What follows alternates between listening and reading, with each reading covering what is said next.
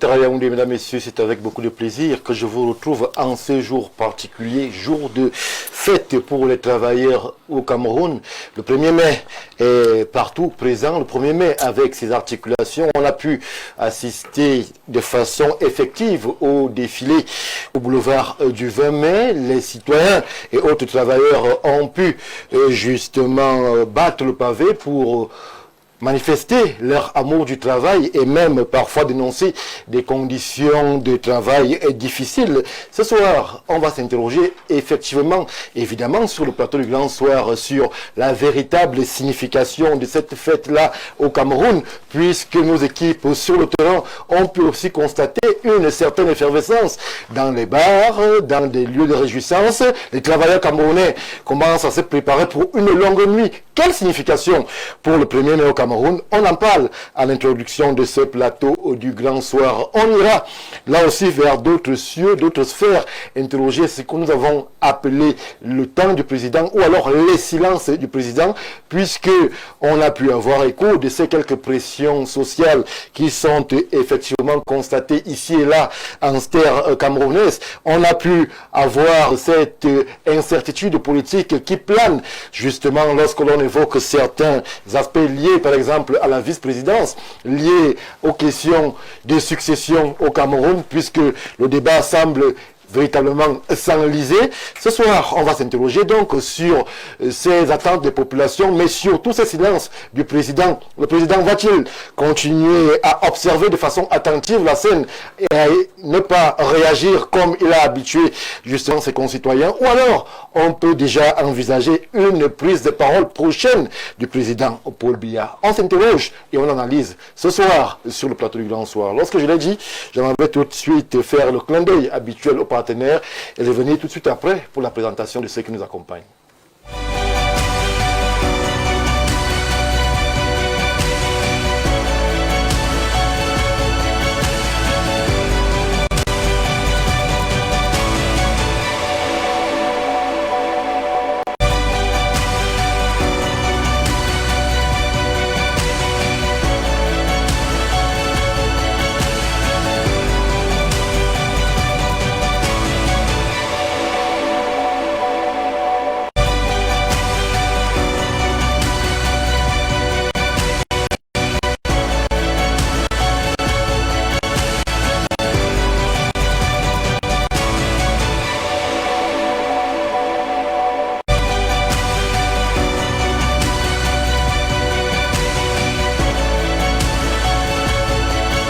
Retour sur le plateau du Grand Soir pour cette dernière production de la semaine.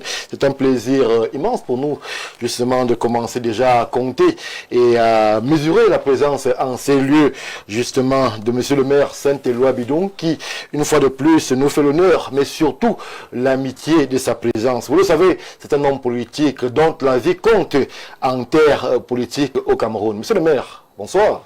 Bonsoir Stéphane, merci pour l'invitation. Merci pour la convivialité avec laquelle vous m'invitez souvent. Et j'espère qu'on sera à la hauteur des attentes de vos millions de téléspectateurs. Merci, monsieur le maire, pour justement cette présence.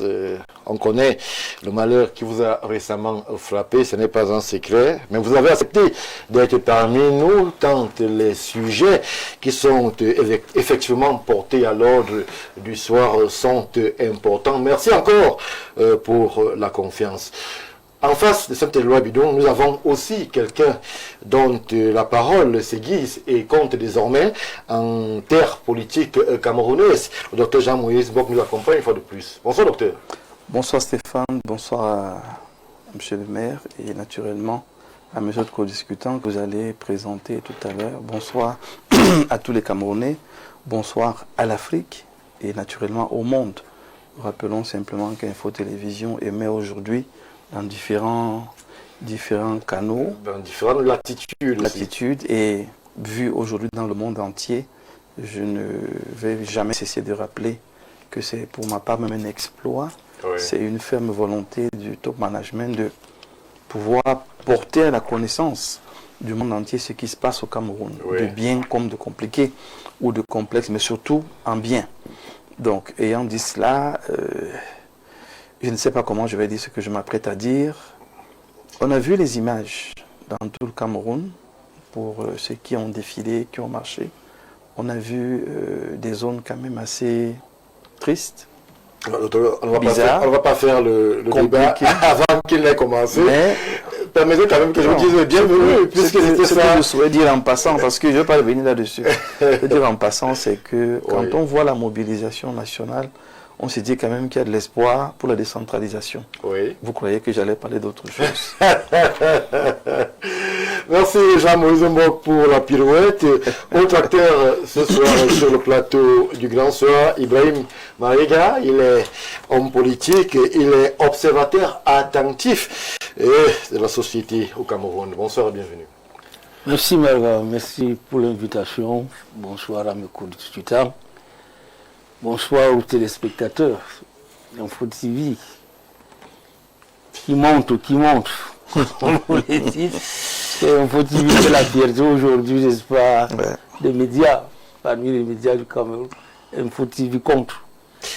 Merci pour vrai. cette certification. C'est un Je voudrais aussi, si tu me permets, n'est-ce pas, de dire un bonsoir Oui. à l'un de vos fidèles téléspectateurs, Issa Omarou, qui est à Douala, il est souffrant. Il m'a dit de te dire bonsoir. Parce qu'il admire tout ce que tu fais. Merci Vos fidèles à tous les téléspectateurs d'Info TV. Ah oui. Jean-Maurice Mbok le rappelait, nous sommes désormais présents Présents sur le monde, sur le monde. pas seulement Ah oui. sur le bouquet Canal Sat, nous sommes ailleurs aussi. Ah oui. On a justement la possibilité d'être en contact avec les programmes d'Info TV sur YouTube, sur notre page Facebook, sur Twitter et bien ailleurs, parce que justement, il n'y a pas un endroit sur cette planète où on ait besoin de l'information, la vraie. Et vous savez très bien que lorsque l'on évoque l'information, ça se passe bien évidemment sur Info TV. En attendant que les autres puissent nous rejoindre, on va tout de suite aller de plein pied avec la première thématique qui nous porte justement vers l'essence même de cette journée 1er mai 2026, 140 ans que justement la journée du travailleur est célébrée dans le monde, de façon particulière au Cameroun aussi. Alors je commence par vous, monsieur le maire. Quelle signification? Vous avez parlé d'emploi décent. Oui. J'ai bien envie de vous retourner la question, de savoir ce que c'est qu'un emploi décent. Et la fête du 1er mai, à l'origine, vous savez que c'était une fête qui célébrait le travail après la lutte des classes qu'il y avait eu. Alors, monsieur le maire, merci parce que vous avez évoqué un aspect.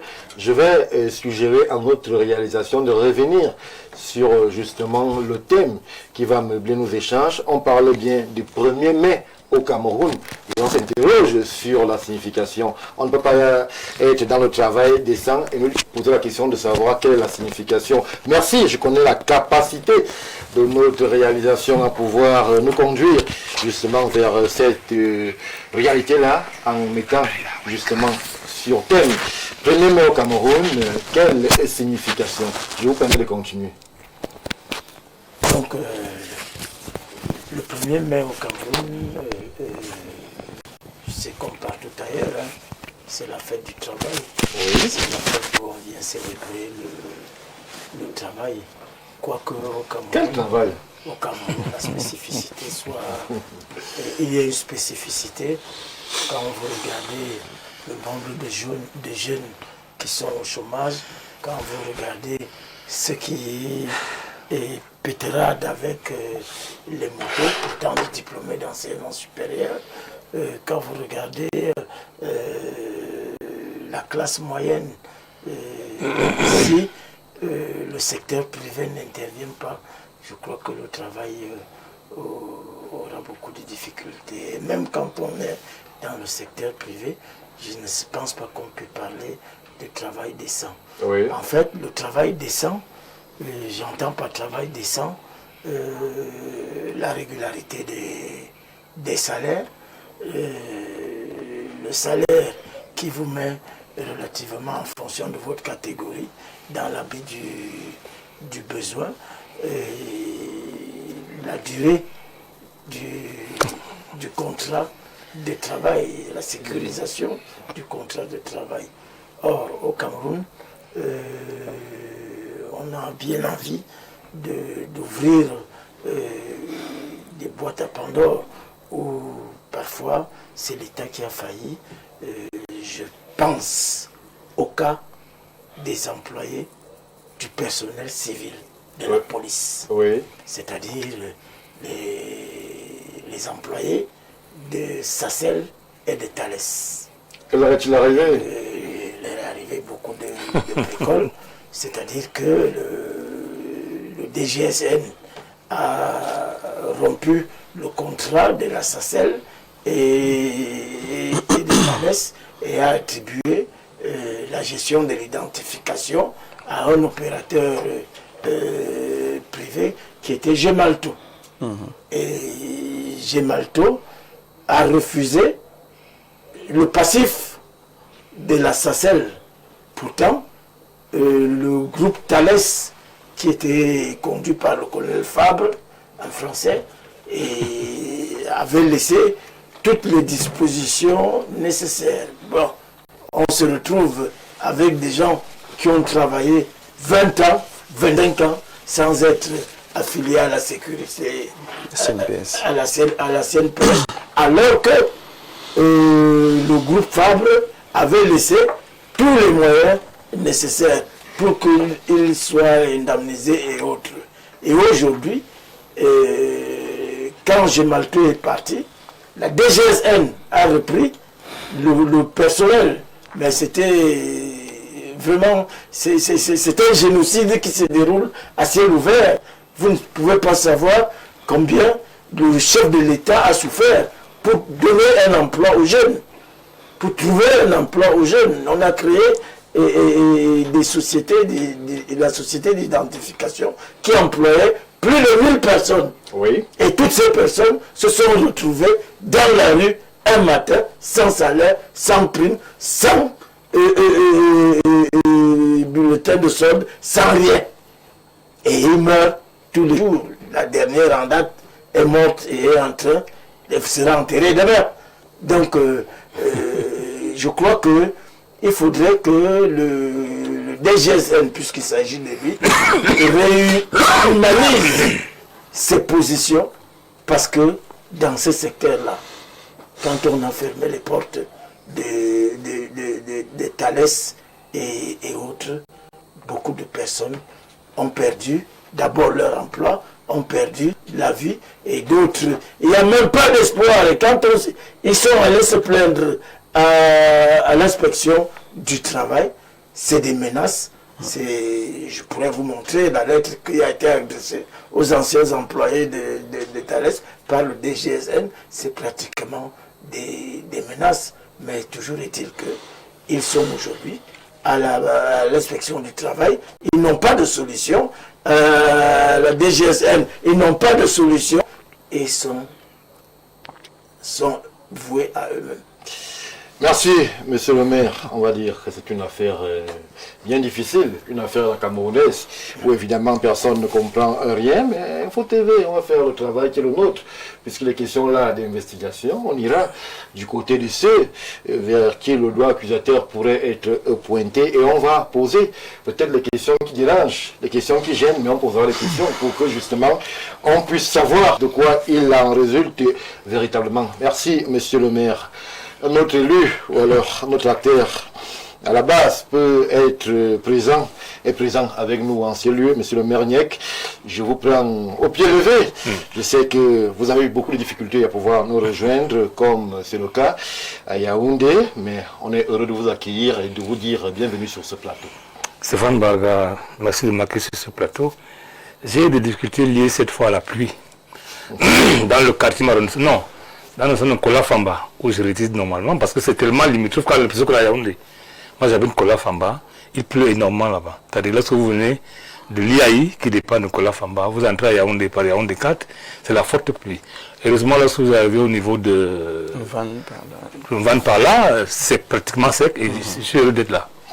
Merci, monsieur le maire. Vous êtes homme politique de l'Union des populations du Cameroun, UPC. J'aime bien la formule, j'aime aussi le dire, puisque chaque fois je l'ai dit.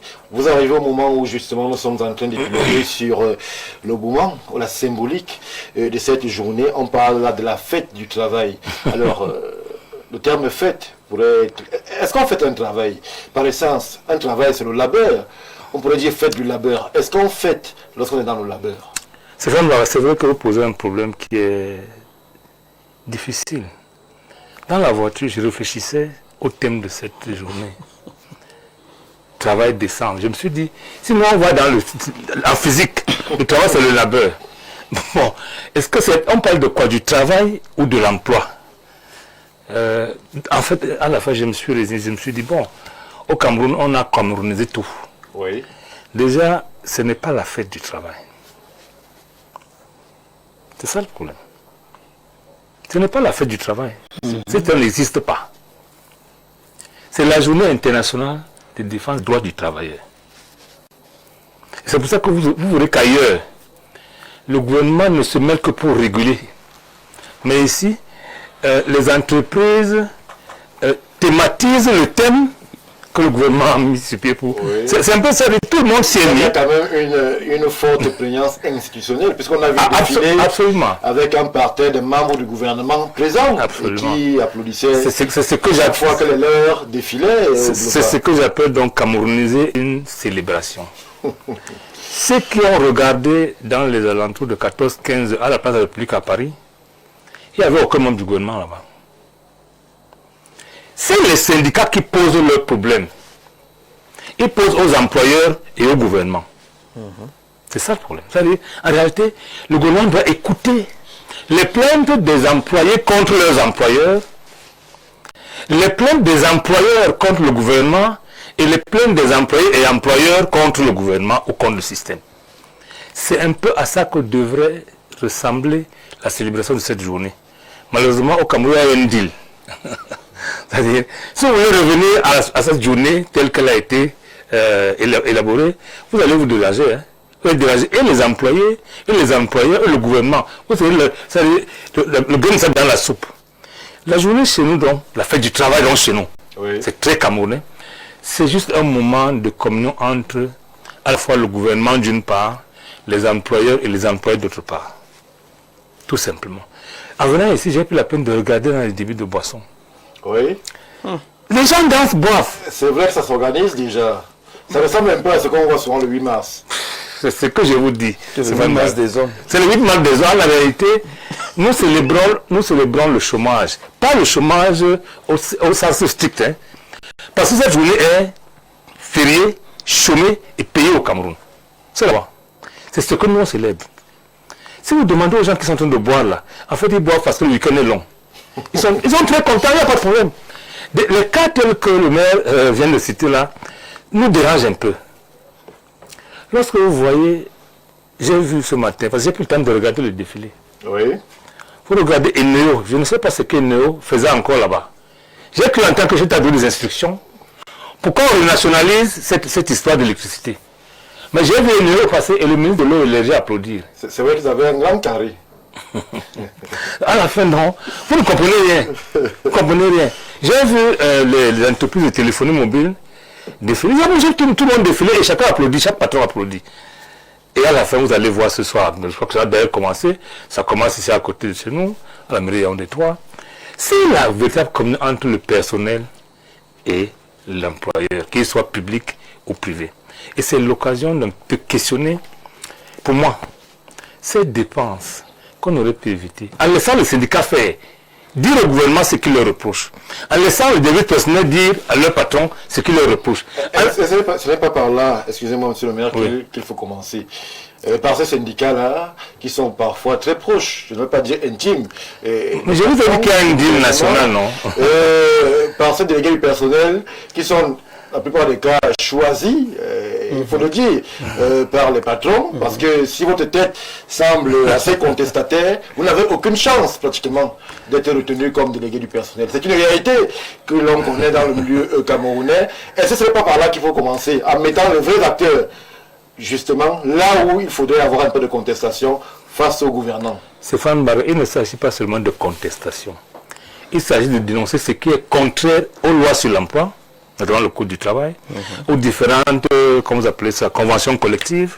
Et c'est le rôle délégué du personnel des syndicats. Mais je vous dis qu'il y a un deal national, comme c'est une particularité, c'est le continent. Nous, on a dealé de manière qu'aujourd'hui, là, tout ce que tu vois là dehors, c'est la communion entre nous et nos employés, nos amis. Tout le monde boit et tout le monde est content. On a même pu voir Yampagne qui est... Mais bien sûr, c'est ça qui est incompréhensible. Et moi, ce que je questionne là-dedans, comment dans le budget de l'État, dans un État qui atteint 34,5% de son budget, tout le monde d'investissement, de l'endettement, a-t-on pu dégager de l'argent pour rien? C'est de l'abidon. C'est vous qui dites pour rien. J'ai dit pour rien. Est-ce qu'on voit le ministre tous les jours? Est-ce qu'on voit le DG tous les jours? C'est ça que je dis. Le ministre n'a pas à se mêler de cette fête qui consiste à lui dire ce qu'il ne fait pas bien. Évidemment, si c'est le cas, à célébrer ce qu'il fait bien. On n'a pas besoin de dépenses comme ça. Les syndicats organisés ont suffisamment de moyens pour célébrer au cas où c'est le cas. Et comme au cas où ils trouvent que c'est pas bon. Mais moi, je vous ai dit qu'il y a un deal national qui consiste à nous mettre ensemble pour dire que comme l'environnement est morose, je finis par là, l'environnement est morose, trouver un emploi est un problème. On a dealé pour dire qu'aujourd'hui, il n'y a pas de catégorie, il n'y a rien. Lorsque vous voulez travailler chez moi, on s'entend sur votre salaire. Dès qu'on est d'accord, vous travaillez. Le contrat est une exception. La filiation de la CNPS, c'est la sorcellerie. Voilà le problème du Cameroun. On s'est entendu. Si vous dites à votre frère qui travaille dans une entreprise de revendiquer un contrat, vous dites que vous ne l'aimez pas. Parce qu'il s'est dit, et c'est peut-être vrai, que le jour où vous commencez à pas de contrat, un employeur vous demande si vous êtes normal. Si vous lui demandez de vous affilier à CNP, il demande que mais vous sortez même d'où. Donc le deal consiste en fait que, comme ça ne va pas, parce qu'au-delà de ça, les employeurs vont vous dire, pour ceux qui sont des personnels de l'État, que l'État, en termes de dette intérieure, doit payer plus de 4 500 milliards aux entreprises nationales privées. Oui. Dans un pays où on doit autant d'argent aux entreprises, comment le travail peut être décent?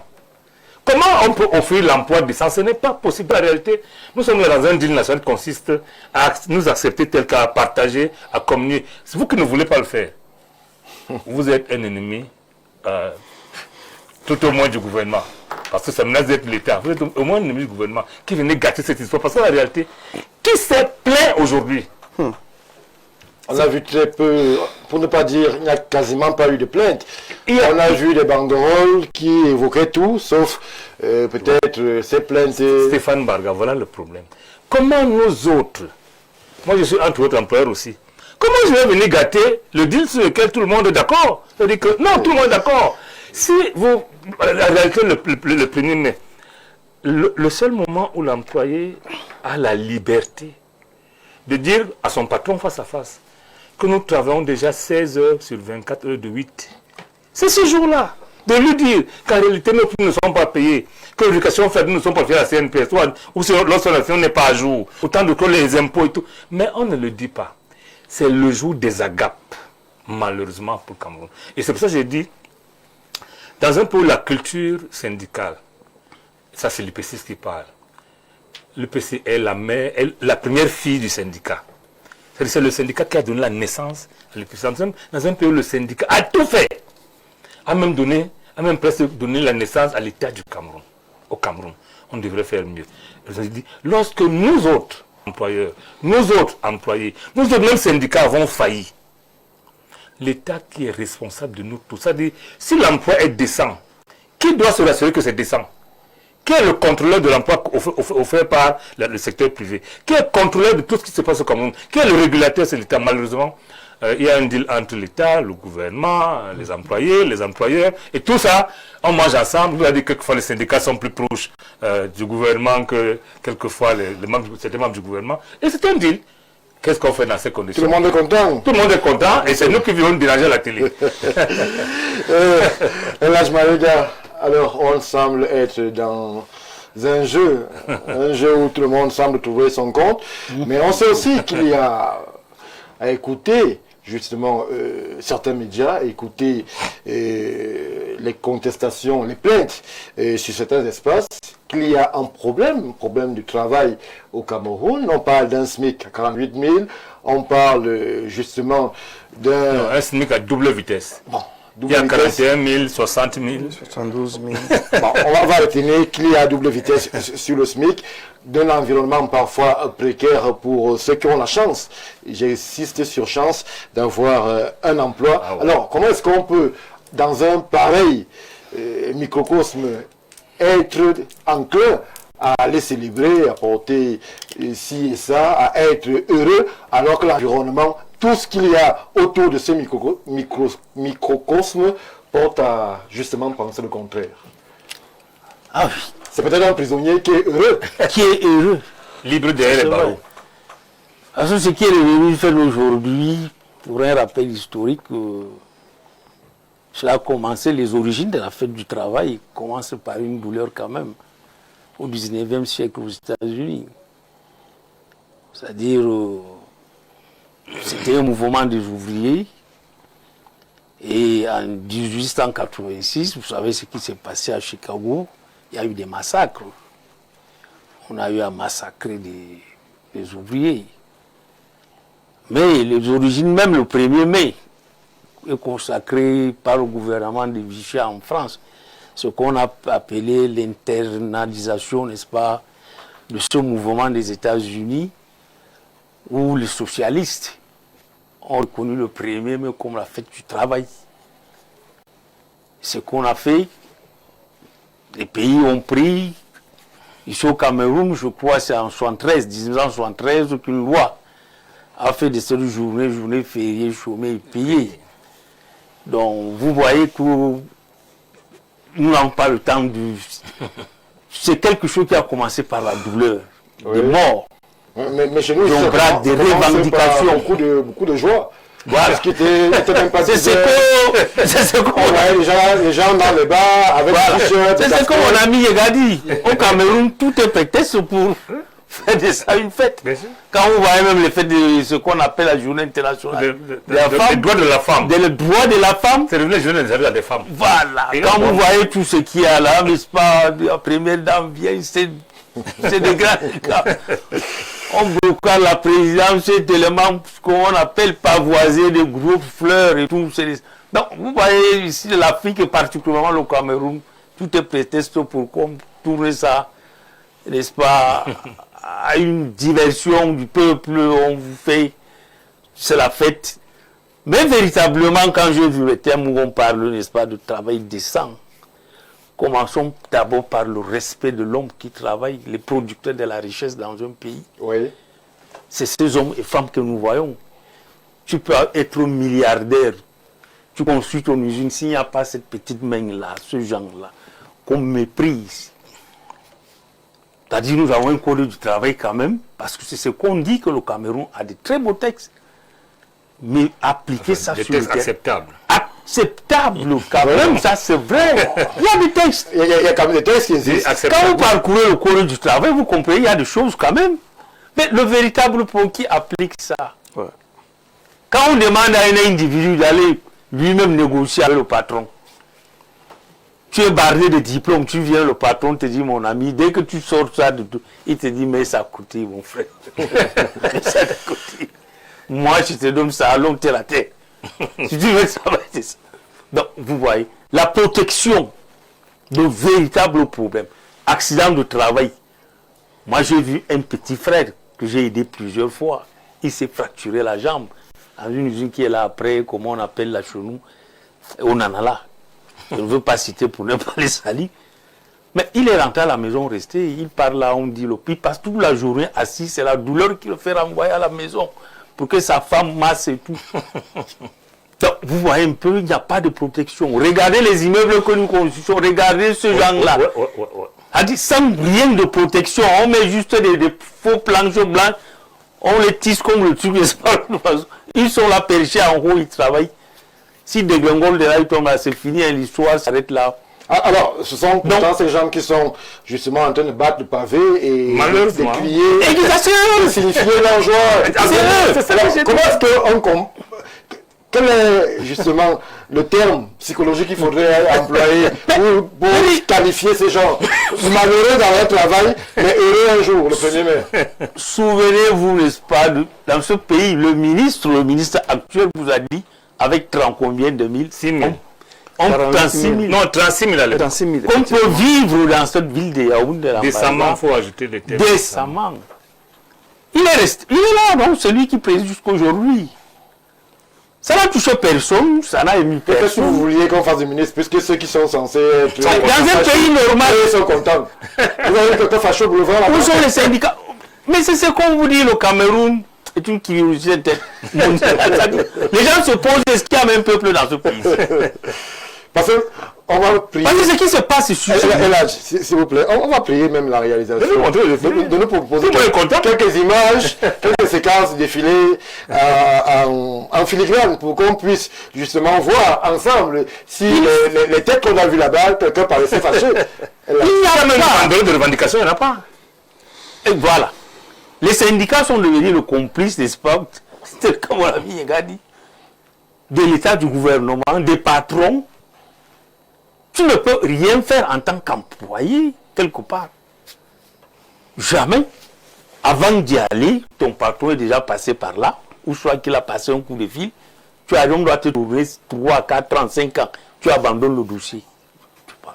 Donc, le travail de ça et tout ça, c'est des slogans qu'on voit, qu'on écoute dans des pays sérieux où on essaie, n'est-ce pas, d'améliorer des choses, où les dirigeants savent pour la richesse dans un pays, c'est ce petit même d'œuvre que nous négligeons qu'il faut encadrer. Regardez la France, quand il y a la marche. Aujourd'hui, les syndicats, quand ils viennent, ils sont nerveux. Dès qu'ils entrent, n'est-ce pas, dans le bureau du ministre, ils sortent là tout souriant. Ils disent non, on suspend d'abord. La grève est suspendue. La grève est suspendue, c'est fini. Donc, quand vous voyez sur le Tout le monde est content. tout le monde est content. Donc, le véritable problème, on a beaucoup de choses à faire que de parler, n'est-ce pas, du travail décent, de la fête. Bon, ceux qui se sont engagés travaillent, parce qu'aujourd'hui, les gens travaillent même véritablement pour ne pas rester à la maison. Ils préfèrent prendre seulement le peu qu'il y a. Et quand il y a un jour de fête comme ça, automatiquement, ils vont dans des bars, les patrons visiter quelques casiers de bière. C'est tout, ils boivent, ils s'en fichent. Demain, ils vont aller travailler. C'est sans problème. Merci, Elash. On prend l'avis du docteur Jean-Moïse Mbok sur cette journée assez particulière qui devrait, et on semble s'accorder sur le contenu de cette journée, une journée seulement de revendications poussées, une journée où on devrait constater des faces assez tendues, une journée où peut-être des tons, ou alors des voix devraient s'élever, mais on a vu justement un déploiement assez serein du côté du boulevard du 20 mai, on a vu de très belles personnes aller et venir, si tout va bien, Jean-Moïse Mbok, on est bien dans le meilleur des mondes possible pour ce qui est du 1er mai au Cameroun. Mais écoutez, je crois que le problème qu'on a dans ce pays, c'est que j'en refuse généralement d'étudier l'histoire. Ils se contentent de prendre la façade qui est mise sur la table et ils s'en réjouissent. Parce que, dites-vous bien qu'en 1886, comme Ella disait, aux États-Unis, la classe ouvrière qui met sur pied la lutte ouvrière, c'est une organisation qui s'est préparée. Qui s'est préparée en mettant sur la table plusieurs problèmes. Le premier problème était la durée du travail. C'est-à-dire que les ouvriers travaillaient 16 heures, 17 heures. En fait, il n'y avait pas d'organisation dans ceux qui étaient les créateurs de richesses. Exactement. Donc le premier objectif était de trouver le moyen technique de pouvoir défendre leurs 8 heures. Ce n'était pas le hasard. Le deuxième volet était la couverture sociale. Maintenant que nous avons, on voit bien nos collègues qui ont des accidents, qui ont des problèmes, qui ont des défis. Comment est-ce qu'ils sont pris en charge? C'était une fois de plus mis sur la table. Le troisième volet, c'était au niveau salarial. Parce que les ouvriers qui peuvent être assimilés aujourd'hui aux femmes de ménage, aux gardiens, aux chauffeurs et ainsi de suite, semblaient à ce moment-là être inutiles. Mais au fond, qui tient votre vie? Votre femme de ménage tient votre vie. Il y a la mort dans la marmite si elle veut. Votre chauffeur tient votre vie. Ah oui. Parce qu'il peut vous amener en brousse. Votre vigile, pareil. Donc, ce qui était la petite classe, ils se sont quand même dit, prenons-nous au sérieux. Et pour nous prendre au sérieux, ce n'est pas des gens qui sont en face qui vont comprendre ce que nous sommes en train de dire. Nous devons donc construire quelque chose, comme ils sont intelligents là, nous aussi, construisons quelque chose d'intelligent, pour que quand on va l'opposer, qu'il n'y ait pas de moyens techniques de vouloir revendiquer. Ils ont donc mis sur la table la question des contrats, prise en charge, les 8 heures et ainsi de suite.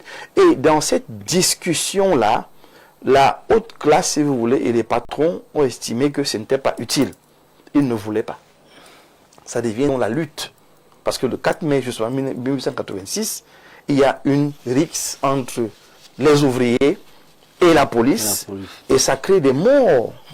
À tel point que le chef d'État se dit, attention, ces gens sont déterminés, ils savent ce qu'ils veulent. Autant mieux s'asseoir avec eux, d'où la création des syndicats à ce moment-là. Parce qu'on parle des représentants de la classe ouvrière qui vont discuter avec les représentants des patrons et de l'administration centrale. Donc à la base, voilà l'historique qui amène sur pied cette, ce que les gens appellent la fête aujourd'hui. Vous êtes dans l'historique réel. Maintenant, je rappelle que... L'historique du continent, comment est-ce que... Non, arrivons à ça, parce que le fait de le dire ici, certains vont l'apprendre maintenant que nous sommes en train de le dire. Bien sûr, pourquoi on a pris le 1er mai? Ce n'est pas le hasard. Parce qu'une fois de plus, aux États-Unis, les contrats sont revus le 4 mai. Donc, pour essayer de trouver une date juste, on ramène au 1er mai, et c'est là qu'on dit donc que c'est le jour de la réflexion, et M. le maire le rappelait tout à l'heure, le jour de la réflexion sur les conditions du travail d'abord de la classe ouvrière. Parce que je rappelle que ceux qui étaient au-dessus n'avaient pas de problème. Non. Quand vous venez comme cadre supérieur, vous n'avez pas de problème de contrat, de prise en charge, de salaire. Non, tout était clair. C'est la classe ouvrière qui n'avait pas de statut. Ça nous ramène donc au Cameroun, où pratiquement la moitié des jeunes, peu importe le titre professionnel qu'ils portent, se retrouvent exactement dans la classe ouvrière, où ils n'ont pas de contrat, où ils n'ont pas un certain statut, où ils n'ont pas certains avantages, n'ont pas certaines possibilités. Et je pensais donc qu'à partir de là, au Cameroun notamment, et en Afrique dans la globalité, on devrait réfléchir sur la réalité de notre travail, de l'importance du travail, et la dynamique même qu'on donne au travail. Parce que ailleurs, l'entreprise n'est pas une entreprise locale. Elle est créée avec un but international. Ça fait donc qu'on va créer un marché, on va créer des richesses, dont on peut anticiper dans la dynamique l'augmentation des salaires et des avantages. Le problème chez nous, c'est que nous sommes dans un lac. Vous avez évoqué un aspect qui est assez important, c'est un aspect inhérent justement à ces acteurs-là qui étaient censés porter la voix justement de ce que vous appelez basse classe. Monsieur le maire a évoqué justement un aspect fort dans l'histoire du Cameroun, qui est même lié à certaines historiques politiques. Je parle là des syndicats. Aujourd'hui, lorsque l'on connaît l'ampleur, mais surtout l'intensité des syndicats, justement, la période UPC, années 60, années même 70, lorsque vous faites ces feedbacks et que vous arrivez à la situation d'aujourd'hui, où vous peinez quasiment à trouver un syndicaliste, je pèse mes mots, digne de ce nom, à quel moment est-ce qu'il y a eu une rupture entre justement ce syndicat-là censé porter la voix des prolétaires et justement les gouvernants qui, ma foi, semblent bien avoir dompté la ferveur et la fougue de ces syndicalistes? Mais écoutez, le syndicat, avant, notamment l'UPC, avait le colon en face, qui lui était celui qui ne voulait pas voir une certaine progression. Et aujourd'hui, on a en face le néocolon. Ce n'est plus le colon lui-même, c'est le néocolon.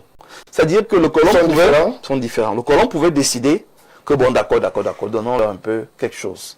Directement celui qui avait le pouvoir. Aujourd'hui, le néocolon est obligé de se faire d'abord le compte rendu, se le faire d'abord au colon. Donc, aucune discussion ne peut aboutir. Parce que peu importe ce qu'on se dit, il faut d'abord rendre compte. Prendre l'avis et revenir sur la table, négocier. Aujourd'hui, on n'a pas besoin de syndicats dans le sens premier.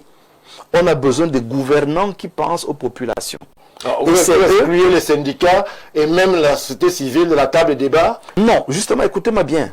C'est-à-dire que quand on a des gouvernants de bonne foi, ils vont donc à leur tour accorder un certain pouvoir aux syndicats qui, eux, c'est les gouvernants qui accordent le pouvoir. Stéphane, est-ce que vous-même, vous avez fait l'historique. Est-ce que c'est de 86, 1800 eux, on leur avait accordé, ou bien eux-mêmes s'étaient imposés de par la perspicacité et la pertinence de leurs revendications. C'était où?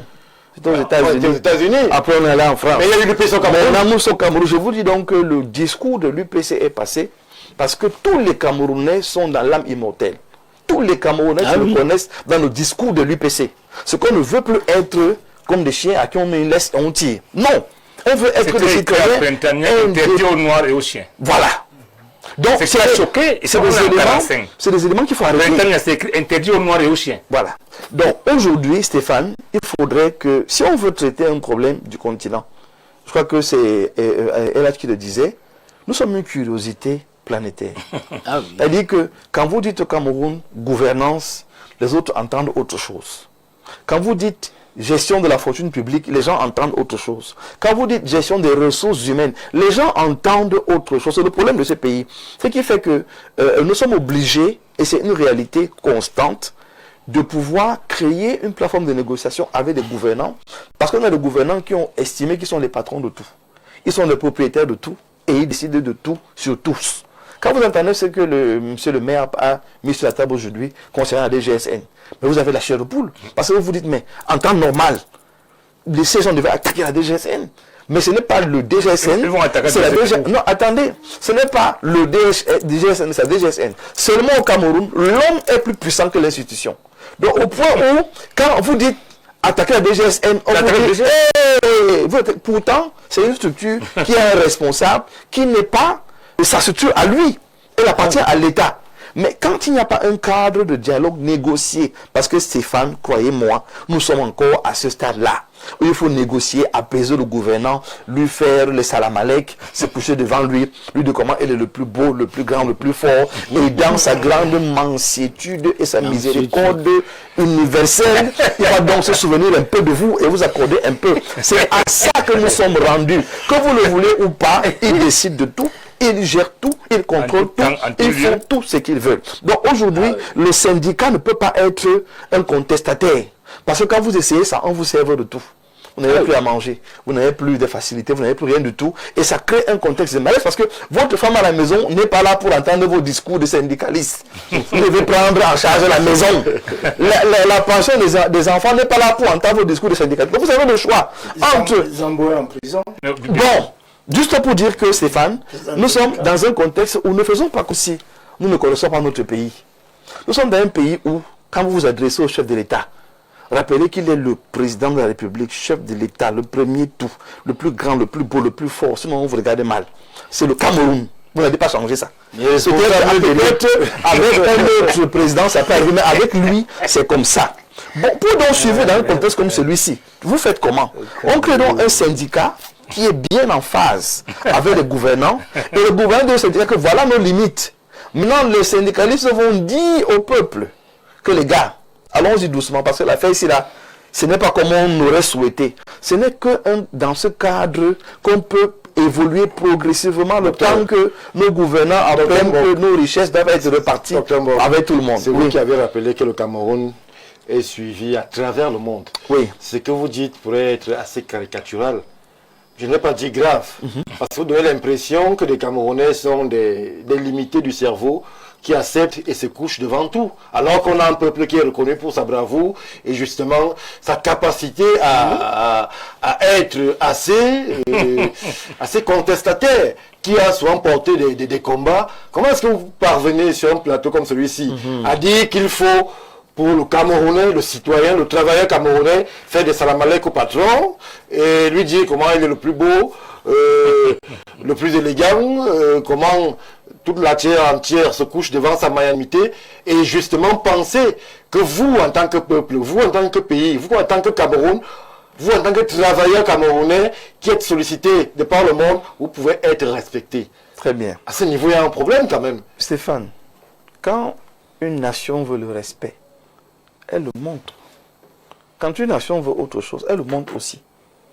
Quand vous voyez nos villes, là, vous voyez nos rues, on cherche le respect. Quand vous voyez la qualité de nos routes, de nos infrastructures, on cherche le respect. Non. Franchement, soyons sérieux. Vous parlez des Camerounais qui sont courageux. Courageux de quoi? Courageux dans quoi? Par rapport à quoi? C'est des bons travailleurs, oui. C'est des baroudeurs, oui. Ils sont résilients, oui. Mais quand il s'agit des questions publiques, des questions politiques, c'est des lâches. Parce qu'ils ne vont pas voter, ils ne savent pas défendre leur vote, et ils savent aller sur Facebook injurier tout le monde. Ils n'ont pas le courage d'assumer ce que moi j'assume et que je dis ici. Dès que j'ai dit que le chef de l'État est le plus fort, le plus puissant, les mêmes vont écrire sur Facebook qu'il est déjà dans le RDPC. Mais quand je dis qu'on a un gouvernement qui est mou, qui est indolent, qui ne pense pas comme le gars de l'extérieur, on dit ah bravo, l'opposition a parlé. C'est les mêmes Camerounais là. Beaucoup sont lunatiques. Et il faudrait que les gens s'asseyent et comprennent bien qu'on construit une nation avec un discours. Et le discours d'aujourd'hui, c'est que les Camerounais qui veulent que les choses changent doivent apprendre que ça ne se sent pas dans la rue. Ça se change à l'hémicycle. Est-ce qu'on faut aller une nation avec un discours qui travestit, qui transforme un syndicaliste en complice du gouvernant? Oui, monsieur, malheureusement, c'est la vérité. C'est pas la mienne. Mais là, je l'ai dit. Le syndicaliste arrive. Moi, je vous réponds. Transformé en copain. Et monsieur le maire. Et vous trouvez que c'est normal? Monsieur le maire. Mais justement, je n'ai pas trouvé que c'est normal. Oui, posez la question à l'analyste. Je vous dis ce qui est sur le terrain. Monsieur Zambo, qui tranchait dans le vif. Le président confédéral. Il est où aujourd'hui? Parce que nous sommes face à une gouvernance qui ne veut pas de confrontation ouverte. Jamais. Acceptez ça. Acceptez ça. Tant qu'ils sont là, ils ne veulent pas ça. Donc, allez dans une autre approche, dans une autre lecture. Et c'est là que, pour ma part, si on refuse de regarder qui nous gouverne, on ne pourra pas tirer le meilleur d'eux. C'est des gens qui n'aiment pas négocier publiquement. C'est des gens qui ne veulent pas de confrontation ou d'agitation publique. Mais en off, les syndicalistes gagnent parce qu'ils sont les seuls à négocier dans les bureaux. Mais ils peuvent arriver nerveux. Et quand tu t'assieds, on prend l'enveloppe, on te donne à toi, et tu entends très bien. Pourtant, les mêmes syndicalistes pouvaient venir négocier une autre approche en disant, on a la CNPS par exemple, qui est un hôpital. Mais pourquoi vous ne pensez pas qu'au lieu de me donner 20 millions, on peut intégrer tous mes gars, les affiliés à la CNPS, ou leur donner des possibilités d'avoir des soins? Voilà ce que nos syndicalistes ont négocié. Si nous ne sommes pas dans un pays où on gronde le gouvernant, ils n'acceptent pas le français là. Nous sommes dans un pays où on parle leur dit, voici nos besoins.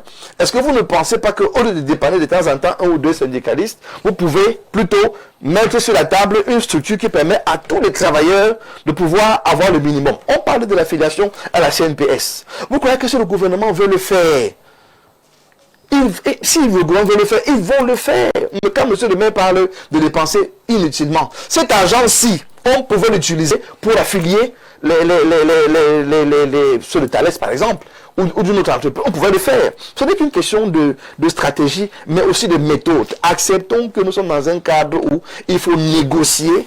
Mais si vous ne voulez pas l'admettre, le syndicaliste va aller seul, il va négocier, il va se remplir les poches, parce qu'il n'a pas le choix, et il va venir vous dire que non, on a reporté la grève pour la signature. Pourtant, le même syndicaliste, dans la concertation, comme les Américains ont fait à l'époque, doivent tenir un discours de vérité. Les gens là, allons-y autrement, procédons différemment et on pourra s'en sortir. Merci Jean-Moïse Mbor pour les révélations sur ce plateau. C'est vrai que c'est tout un autre monde que vous nous expliquez en ces lieux. Monsieur le maire, pour vous aussi, il faut dealer, entre guillemets, avec ceux qui sont aux affaires pour espérer survivre, puisque vous avez pour référent ce syndicaliste très connu, Zambo, qui est en prison.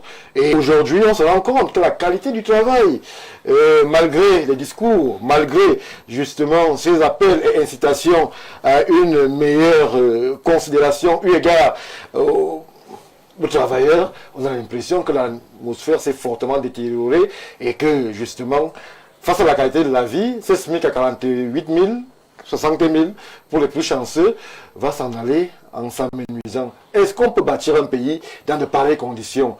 Être émergent, c'est un souhait, mais surtout avoir une population qui prend du plaisir à être au Cameroun dans ces conditions avec cette relation ambiguë entre syndicats et gouvernants. Vous savez, le président Bongo a dit un jour que si vous voulez les beaux discours, allez au Cameroun. Ah oui.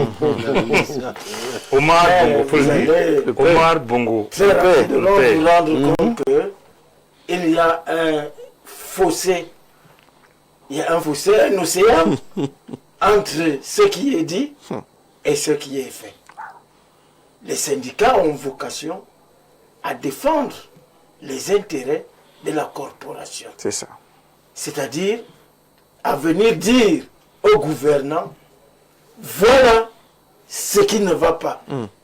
Voilà ce qu'on nous impose. Voilà ce qui nous ruine physiquement, intellectuellement et collectivement. Ça, c'est la mission du syndicat. À partir du moment où le syndicat, je me souviens au temps du syndicat unique qui était piloté par un certain Jérôme Abondo, on lui avait dit, quand il a essayé de défendre les intérêts de Cameroun Tribune qui arrivait à Konolinga à 120 km mercredi, alors que ça a été édité lundi. Ouais, on lui a dit, Monsieur le Président, contentez-vous de faire la parade. Mais si c'est pour Cameroun Tribune, c'est la dernière société qui fermera les portes. Vous voyez un peu la logique qui guide certains. Donc, aujourd'hui, il n'y a pas de possibilité de pouvoir dire que le travail est vraiment décent. Non.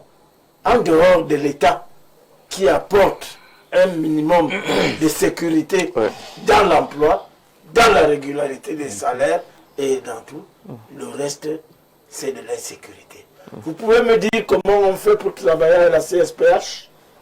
C'est vrai que Vous pouvez me dire comment on fait pour travailler à ENEO? SNH. Vous pouvez me dire comment on fait pour travailler à la SNH? Vous pouvez me dire comment on fait pour travailler à la CNPS, Camtel. aux hydrocarbures, Camtel et autres? on ne recrute pas là-bas. Non. En fait, Quel est le mode de recrutement pour être juste? peut-être il faut se renseigner, monsieur le maire. Justement, pour être juste, la seule voie reste le concours.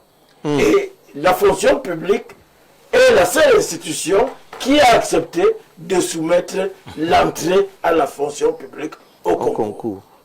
Étant entendu que la définition du mot concours est la suivante. C'est un examen qui a un caractère compétitif et aléatoire. Voilà la définition du mot concours. Mais l'État a le courage de le faire. Pourquoi pas les sociétés parapubliques? Personne ne sait quelles sont les conditions d'entrée, mais on apprend seulement que tel travail déjà...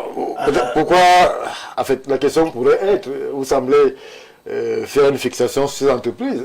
Dites-moi comment on fait pour entrer à l'école normale. Vous direz par concours. Peut-être il faut donc aller là-bas, monsieur le maire. Non, justement, il n'y a pas de concours pour entrer à la SNH, à la CSPH, qui sont des institutions qui appartiennent à tous les Camerounais. Pourtant, il y a des jeunes là-bas, on recrute tous les jours. On recrute tous les jours. Mais comment? Donc, il faudrait un minimum de justice sociale pour que les Camerounais se reconnaissent là où ils travaillent. Et je voudrais lancer un appel, parce que le cas Thalès, le cas Sassel, le président de la République, Paul Biya, lui-même a déjà donné des instructions pour que public, ça revient comme le problème de paiement des arriérés des salaires des maires.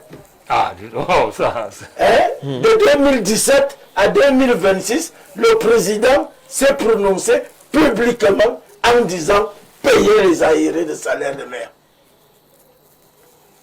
Les ministres Même en sur le charge, 2013, on a payé des forfaits. les ministres en charge de ces salaires-là ne se sont jamais exécutés. Les maires ne négocient C'est pas pour bien. ça que je vous dis souvent que le président ne gouverne plus. Il n'est même plus respecté, obéi et écouté. Parce que en d'autres temps, en d'autres circonstances et en d'autres lieux, quand le président de la République a dit Exécution. faites ceci, l'exécution est automatique. De 2017 à 2026, les maires n'ont pas reçu leurs arriérés de salaire. Depuis près de 15 ans, 10 ans que entre 10 et 15 ans que Thalès est parti, jusqu'à aujourd'hui, les employés ont travaillé 20 ans dans cette maison, n'avaient pas de CNPS. Il est donc grand temps aujourd'hui, peut-être pour rappeler, je voudrais rappeler ici que le patron des patrons de la police, c'est le SGPR. En même temps, il se bat, comme on voit, à part de sénateur, hein, en même temps, il peut s'auto-saisir de cette question-là pour régler. Je vous dis que c'est 1000 personnes qui ont été mises dans la rue et 105 francs. Merci, monsieur le maire. Alors, monsieur le maire Niek, Oui. moi je me tourne vers vous. Comment est-ce qu'on sort de ce marasme si tant est clair que les Camerounais et Jean-Moïse Mbok ont dressé un portrait robot ici, on parle de résilience, on parle de têtes parfois très bien faites, on parle aussi et surtout d'un environnement qui ne promeut pas justement l'éclosion des talents. Comment est-ce qu'on fait pour que justement le paradigme change, qu'on puisse arriver à cette république d'égalité?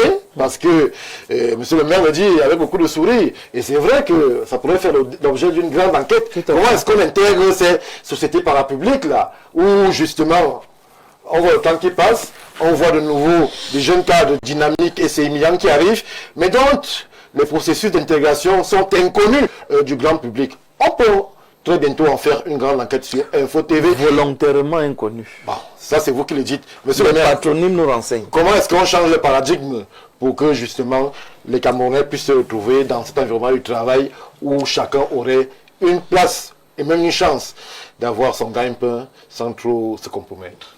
Stéphane Barra, vous posez là le problème fondamental du Cameroun. Si vous vous rappelez, j'étais sur votre plateau en 2025, je crois pendant la campagne électorale. Quelqu'un disait ici que le candidat que vous soutenez n'avait pas de programme. Je lui ai brossé un minimum de ce programme-là, que la première chose consistait à savoir, à faire l'audit pour savoir où nous sommes. Si on ne sait pas là où on est, si on ne sait pas d'où on vient, on ne peut pas programmer où aller. Ce qui est fondamental, il faut comprendre, parce que le docteur vous parle, ne confondez pas le narratif qu'il fait à son avis.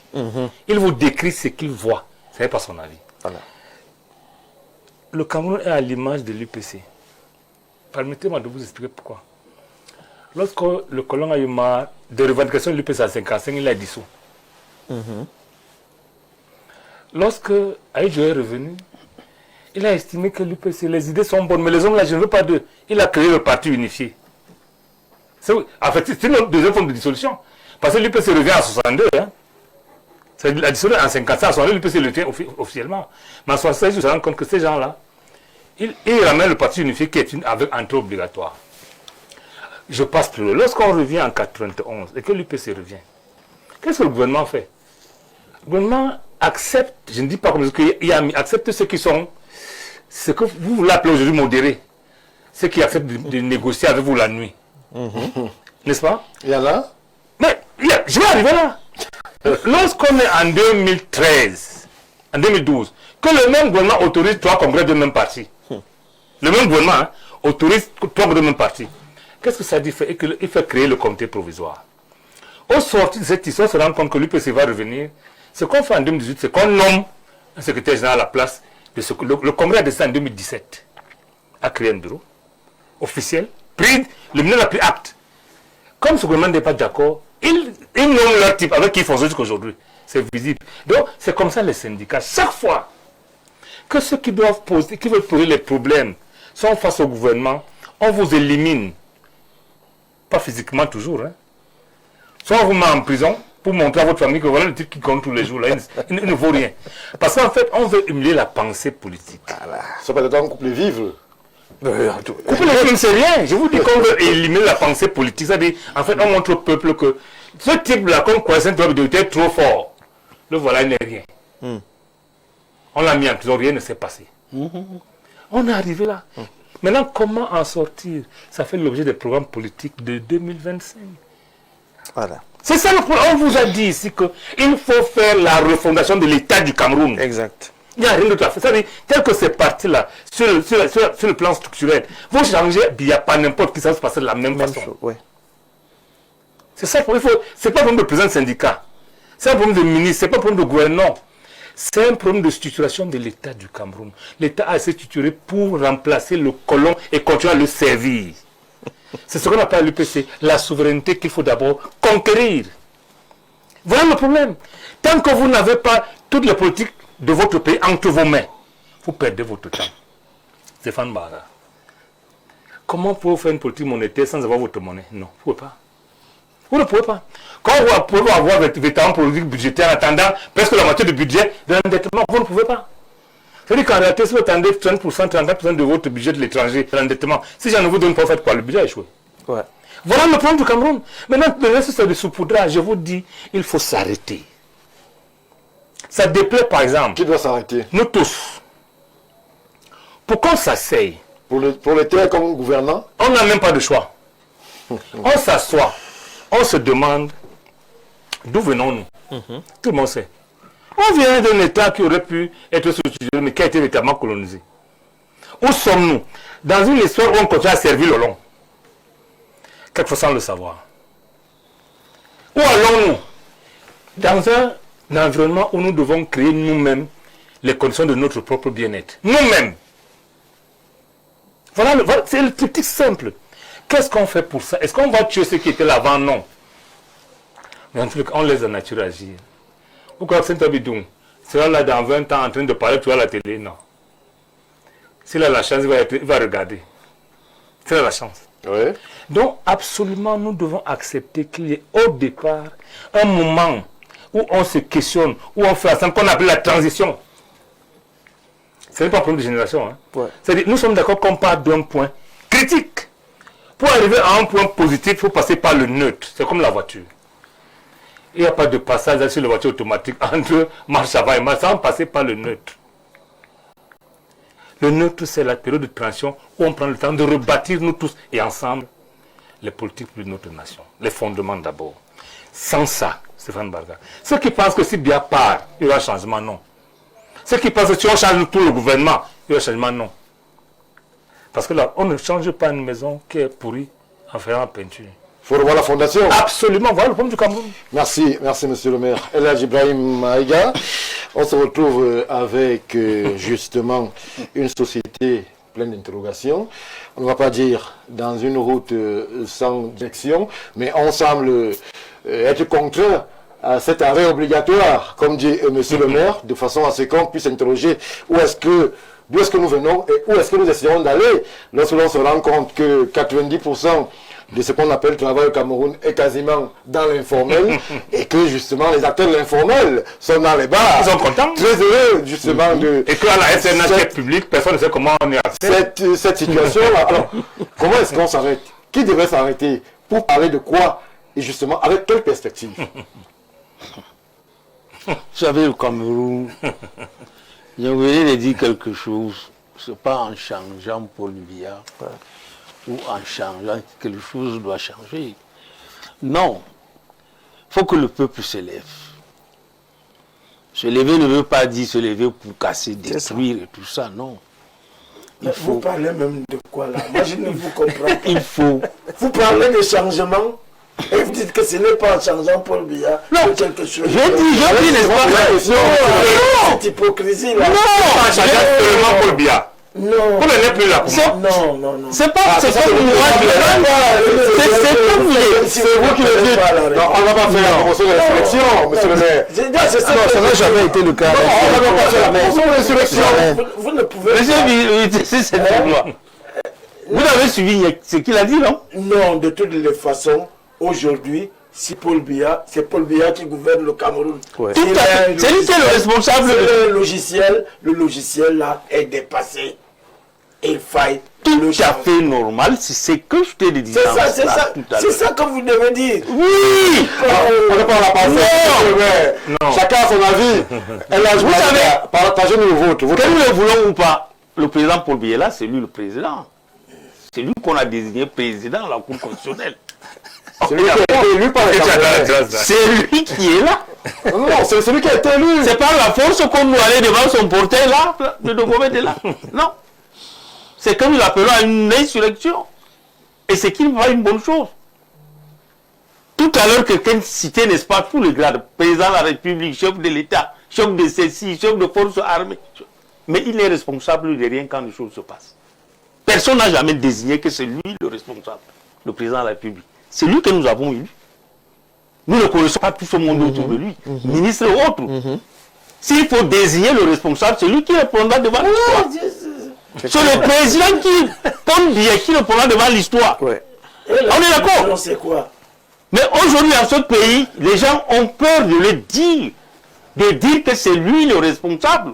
On vous parle du temps de Responsable de président. quoi? Il faut être bien précis parce que lorsqu'on surfe sur ces thématiques sensibles, il faut faire attention. Je parle du travail aujourd'hui.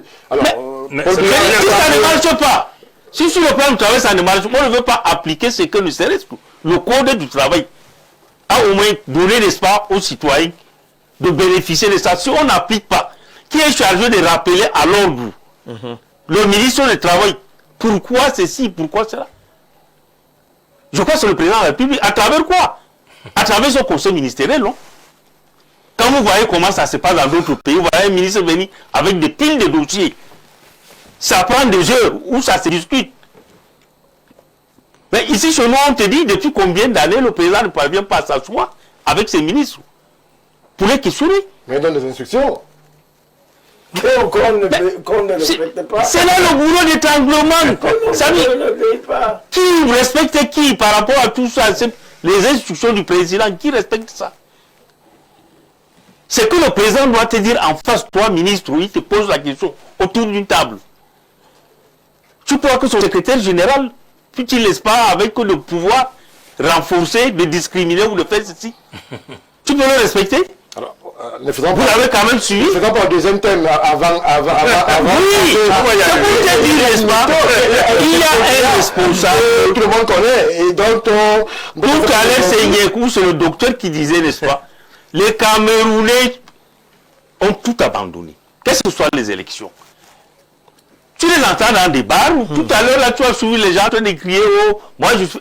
Mais quand le temps du vote, là, venez, prenez votre. Le bulletin, c'est l'arme des citoyens, ce n'est pas le bâton, le gourmet, ou le caillou, non. Décide-toi que la souffrance est là, je ne veux plus. Le maire de mon quartier ne me sert à rien. Je le fais partir. Tu as même des réunions, que de s'asseoir là, même dans ta propre famille, essayez de discuter avec les gens. Toi qui connais un peu là, dis aux gens l'utilité, l'importance du vote. Voilà. C'est ça, ça commence d'abord dans la cellule familiale. Si toi tu comprends l'utilité, renseigne les autres, éduque les autres d'aller s'inscrire. Vous avez des grands-parents, prenez ce grand-parent-là, allez les inscrire vous-même. Occupez-vous d'aller retirer les cartes de vous, gardez ça avec vous. À 2 jours, 3 jours des élections, vous les remettez, payez le taxi. C'est ce que nous voulons que le peuple camerounais, c'est que je voudrais dire, que les Camerounais changent dans leur tête. Qu'ils deviennent un peuple, pas une populace. Justement, on C'est ce que nous voulons. Sinon, rien ne peut changer, mon cher frère. En une seconde, monsieur le maire, Justement, avant que le docteur Mbok ne conclue, avec ce que sur cette thématique. LAG vient de dire là, vous comprenez que on n'aura pas besoin d'une insurrection pour obtenir le changement. Et- Si vous regardez les résultats des dernières élections présidentielles, ça parle beaucoup. C'est-à-dire que un président qui a été habitué à être élu avec des scores soviétiques, hein, des scores hautement obèses, que sa cote de popularité eût été effritée à près de 50%. Vous comprenez que on peut obtenir le changement. Mais le discours qu'il faut dire, qu'il faut tenir aux Camerounais aujourd'hui, c'est que tout ce que nous décrions qui ne marche pas là, c'est parce que le lion a maigri et a perdu des griffes. Merci, c'était la question. Monsieur le Alors, docteur Mbok, très rapidement, on a de sortir. le lion a maigri, le lion a perdu les griffes, mais il est toujours là. Le lion l'a reconnu lui-même. Hein. Et puisqu'il est toujours là, et qu'il est là pour 7 ans, on a 2 choix. Soit rentrer au village pleurer pendant 7 ans, parce que nous, on n'est pas pour l'insurrection. Soit alors développer un ensemble de mécanismes pour déjà amener même à faire entendre qu'il faut qu'on s'arrête. Voilà pourquoi je parle de négociation. Parce que si nous sommes dans un contexte où vous dites vous-même que le chef donne une instruction, personne n'obéit, ça veut dire que celui qui n'obéit pas cherche autre chose. L'autre chose là, c'est qu'on apprécie comme on apprécie le chef. Ce qu'on lui fait, c'est salamalek comme on fait. Mais puisque nous ne sommes pas dans une affaire de jetement non plus, nous sommes dans une affaire d'un construit national. Nous allons être obligés de négocier. Dans notre façon d'expliquer, par exemple, les problèmes de la nation comme nous faisons là. La négociation est obligatoire. 2, il faudrait qu'on éduque les populations de manière à ce que quand il y a un jour comme celui-ci, que les gens ne partent pas fêter, que les gens aillent avec les vrais problèmes qu'ils mettent sur les pancartes. Par exemple, nous ne sommes pas affiliés à la CNPS. Voilà notre besoin. On se met à dire de manière plus globale qu'est-ce qui nous dérange. Sans crier, sans casser, sans faire un boucan. Mais vous imaginez que si les anciens travailleurs d'une société qui a été la SOTUC décident de pouvoir lancer une communication nationale, invite les médias, échange avec les médias, vont au ministère du Travail et disent, nous, voici notre seul problème. On parlait de Thalès tout à l'heure. Voici notre seul problème. On crée un cadre où c'est ça qui est relayé. Parce que Docteur, le problème est dans le on leur enverra à Ouara. Le problème est dans le on qui très bien. Très bien. On leur enverra à Ouara. On voit les abeilles. Non, il y a une façon de faire. Moi, je ne pense pas. Il y a une façon de faire. C'est pour ça que je vous dis qu'il faut un syndicaliste qui est suffisamment fin pour savoir mener la négociation. Je prends le cas des marches, monsieur le maire. Les marches ne se font pas ex nihilo. Les marches s'organisent, se programment. Il y a un point de départ, il y a un point d'arrivée avec un message. Si vous n'avez pas une organisation claire, c'est là que vous envoie les abeilles. C'est pas vrai. Que... Non, mais attendez, je donne mon avis. Si vous avez vécu autre chose, vraiment là, c'est autre chose. Je ne dis pas non. Non, je ne dis pas non. Nous sommes dans une nouvelle dynamique, monsieur le maire. Allons dans une nouvelle dynamique qui est celle de la suggestion. Parce que je vous dis que nous sommes dans un cadre où, si nous-mêmes, nous ne construisons pas ce pays par un narratif subjectif aux populations, on va se trouver dans un cadre où les gens vont faire tout et n'importe quoi, et c'est encore nous qui allons pleurer. Le lion a maigri, le lion n'est plus écouté, il n'est plus respecté. Disons sur le plateau qu'un travail n'est pas le résultat de la débrouillardise d'un individu. Le travail est un des éléments qui parviennent à amener la population au développement. C'est-à-dire que quand on décide, monsieur le maire a la capacité de créer un produit qui lave les vestes, sans forcément aller au pressing, et qu'on décide en tant qu'État d'appuyer son activité pour qu'il emploie plus, qu'il gère la sous-région, ainsi de suite, c'est une négociation qui va amener à ça. Docteur, donc moi je suggère fortement... À vous écouter, oui. Monsieur le maire, moi je le vois vous regarder d'un œil torf. Oui, en français, les deux. En français, c'est un peu un œil dubitatif. Mais on ne peut rien essayer. C'est-à-dire qu'il vous semble pas très loin des niais d'Aristophane. Moi, je ne suis pas surpris. Simple, il est surpris. Oui, je ne suis pas surpris parce que, en fait, quand je parle, certains disent, ben, tu es trop idéaliste. Ben, c'est le rêve. Mais oui, il n'y a que des idiots qui ne changent pas. Ces leaders peuvent changer. Je vous dis que ces leaders peuvent changer. Le problème, c'est que nous avons tout pris et tout remis aux hommes politiques. C'est ça qu'il faut corriger d'abord. Et Elak le disait. Quand monsieur le maire vient parler ici, quand il sort, s'il dit à ses camarades que venez vous asseoir, on réfléchit sur ci ou sur ça. 6 on 10, 4 vont venir.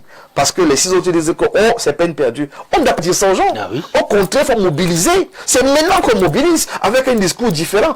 Osons repartir, osons reprendre. Mettons le passé de côté. On a embastillé les gens. On a oui, mais on fait quoi? Là, maintenant, on fait quoi? On est obligé de dire aux gens, n'ayez pas peur de donner vos avis politiques, mais il y a une façon. Il y a une manière, il y a une méthode. Vous pensez par rapport de la vision politique actuelle et du leadership actuel, vous pensez que vous pouvez les changer? Après 40 ans, vous pouvez changer ce leadership-là à ce qu'il puisse être différent, avoir une réflexion différente, avoir un management différent. Vous, Stéphane, nous sommes en République. Oui, la République, il y a une façon de faire élire les dirigeants. Ce n'est pas une affaire de volonté et de souhait. Non, soyons réalistes. Hein. Ce n'est pas une affaire de volonté et de souhait. Je dis donc que, puisqu'ils sont là, monsieur le maire. Laisse pas un bossu. Oh, il y a des miracles. Moi, je crois au miracle. Donc, moi, ce que je veux dire, Stéphane, et je sors par là, ce que moi, je veux dire, et je le pense, naturellement, ce n'est pas la pensée unique, ils ont aussi leur lecture et leur expérience parlent naturellement, et que je respecte d'ailleurs. Ce que moi, je veux dire, et je m'adresse beaucoup plus à la jeune génération et à ceux qui se désintéressent de la politique. Ah oui. Je veux dire, c'est une erreur. Ne restez pas dehors. Venez dans la maison. Vous avez des idées, vous avez des concepts, vous avez des projets. Monsieur le maire, on parle de 2027 pour les législatives. Vous croyez que c'est loin? C'est pas loin. C'est maintenant qu'il faut mobiliser les jeunes. Exactement. C'est maintenant qu'il faut mobiliser les gens avec un discours différent qui dit venez apporter vos idées, on va courir ensemble. Mais si on dit ici à Mondo Vision qu'ils ne peuvent jamais changer, qu'est-ce qu'on crée? Soit le radicalisme, soit le défaitisme. Moi, je veux créer autre chose, de l'espoir, de la confiance, et me dire que ils ne sont pas là à vitam aeternam. Est-ce que vous pensez qu'on va créer un discours mobilisateur quand ils vont partir? Non, c'est maintenant que ça se crée. Et moi, je pense que si on ne va pas cette dynamique-là, je vous promets que on est parti encore pour longtemps dans la confusion. Stéphane Barre, si tu peux. Oui, allez, monsieur le maire. Je voudrais, avec la patience de mon frère docteur Mbok, lui dire que j'ai l'impression qu'il ne regarde pas comment le Cameroun est structuré. Il n'y a pas de place d'entrée dans cette histoire. Si vous regardez ce que gère le Cameroun, l'absence centrale directeur aujourd'hui ont 35 ans, 40 ans, c'est eux qui remplacent les voleurs dont nous parlons. C'est eux qui structurent le vol. Il faut le savoir. Les jeunes. Les jeunes, ne te trompe pas là-dessus. Il faut, je vous dis, il faut absolument. Quand je dis révolution à l'UPC, les rapports les me disent que révolution veut dire lutte armée, non. Pour partir d'un point négatif à un point positif, il faut la révolution. Là où nous sommes là. C'est laquelle alors? Je vous l'ai dit donc. Il faut une rupture totale. Mais la rupture doit être validée par eux en France aussi. Non, ils ne vont pas la valider, ils vont se la faire remplacer par leur fils, malheureusement. Leur fils, ce n'est pas les enfants qu'on a fait avec sa femme, hein. Les enfants politiques. Et si vous êtes distrait, parce que vous négociez avec les mêmes gens, vous serez distrait, vous allez négocier avec les enfants de leurs enfants politiques. C'est pour ça que je dis il est temps.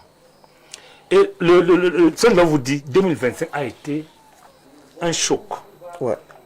Le président s'est contenté de 53%. Ce n'est pas un choix.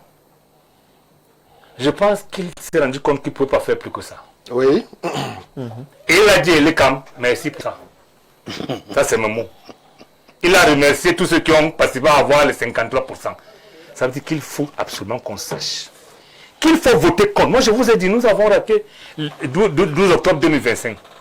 Ne ratons pas les prochaines législatives. Ah, ben voilà. Il faut ensemble. Voilà, on va négocier. Parce que si on négocie, je vais vous dire, bon, qui a capacité de négocier aujourd'hui? Si on appelle les gens, on lui dit, donc, écoute, laisse-nous cette histoire-là, c'est toi la SNH. C'est négocier également. On leur dit, le jeune qu'on envoie à la SNH ne règle pas aucun problème, même dans sa famille. Il faut voter contre ces gens. De manière qu'il y ait d'autres personnes qui définissent les politiques publiques, qui les élaborent. D'autres personnes. Ouais. Ceux qui sont là nous prennent comme des ennemis. Ne te trompe pas de ton Non, on est d'accord. Donc, comme des ennemis, il n'y a aucune conscience à leur faire. Aucune. Il faut voter contre eux. Merci, Monsieur le maire. Merci. Très rapidement, dernière parole, monsieur le maire, on sort. Quand le président Biya arrivé au pouvoir, j'avais 22 ans. Ouais. Il avait 49 ans. Aujourd'hui, j'ai 66 ans. Il a 93 ans. Le discours que vous tenez là, il a tenu. Nous le tenions il y a 40 ans. Ok. Oui, c'est vrai. Ok. Et aujourd'hui, quand on regarde, si vous voyez les gens se radicaliser un peu pour le changement, pas à tout prix, C'est avec matière. mais quand même, avec matière comme vous dites. Merci. C'est pour ça que je dis que moi, vos expériences, je les respecte.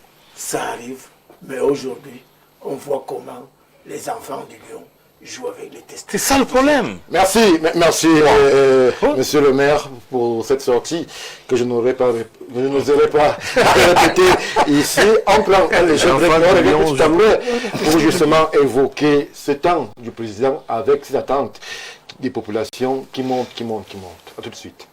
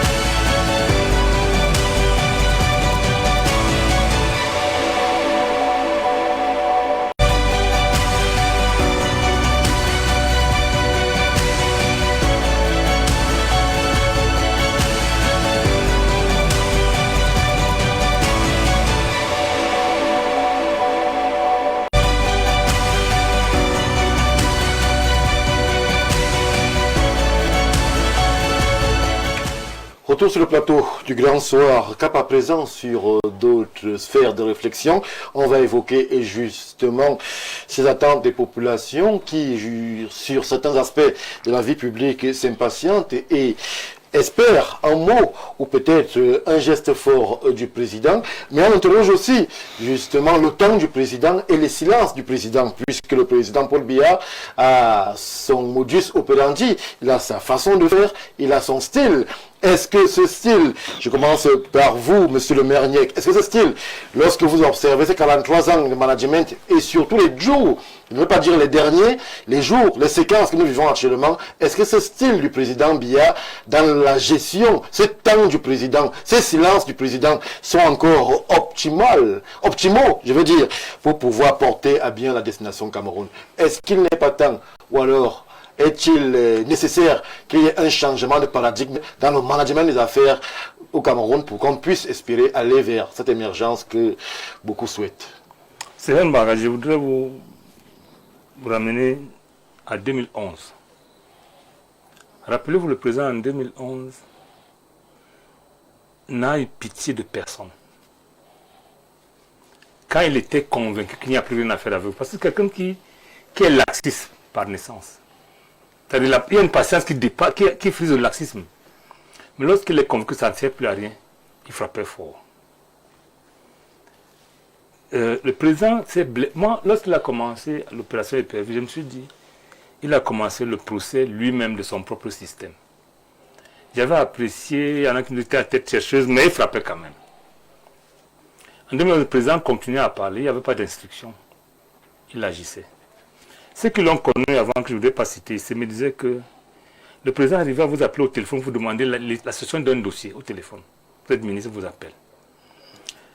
Mais le mandat de 2011 à 2018 était le dernier mandat où le président avait sa vivacité, ça se voyait. Depuis 2018, véritablement, le président a agi par personne interposée, a écouté par personne interposée. On a célébré ces silences qui n'ont rien de... Parce qu'en fait, une attitude doit se célébrer si ça donne quelque chose de bien. Dans les silences du président, qu'est-ce que nous avons gagné? Nous avons gagné le pourrissement du système. Où personne n'obéit à rien. Hein? Personne n'obéit à rien. Monsieur le maire, oui. la première question que peut-être en certains lieux on se pose, c'est est-ce qu'il y a silence du président?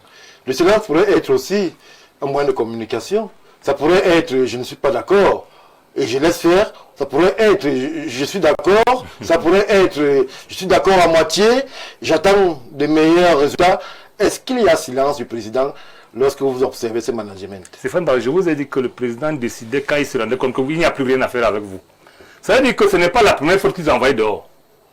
Il vous comprenait que vous venez d'arriver, vous êtes jeune ou autre chose.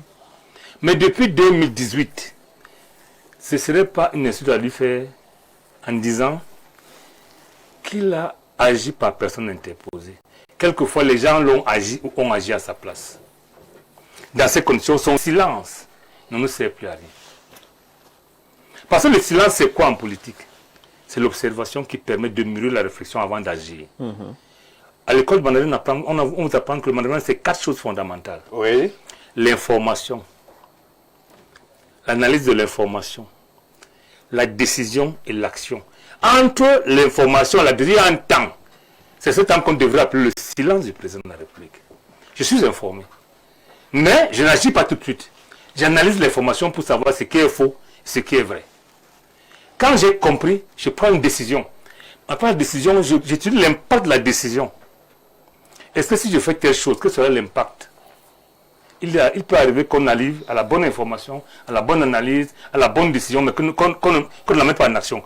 Parce qu'une décision qui va tuer 5 personnes et une autre qui va faire vivre d'autres, on fait quoi? On s'arrête un temps. Mais aujourd'hui, le président, je suis désolé, ce n'est plus ça.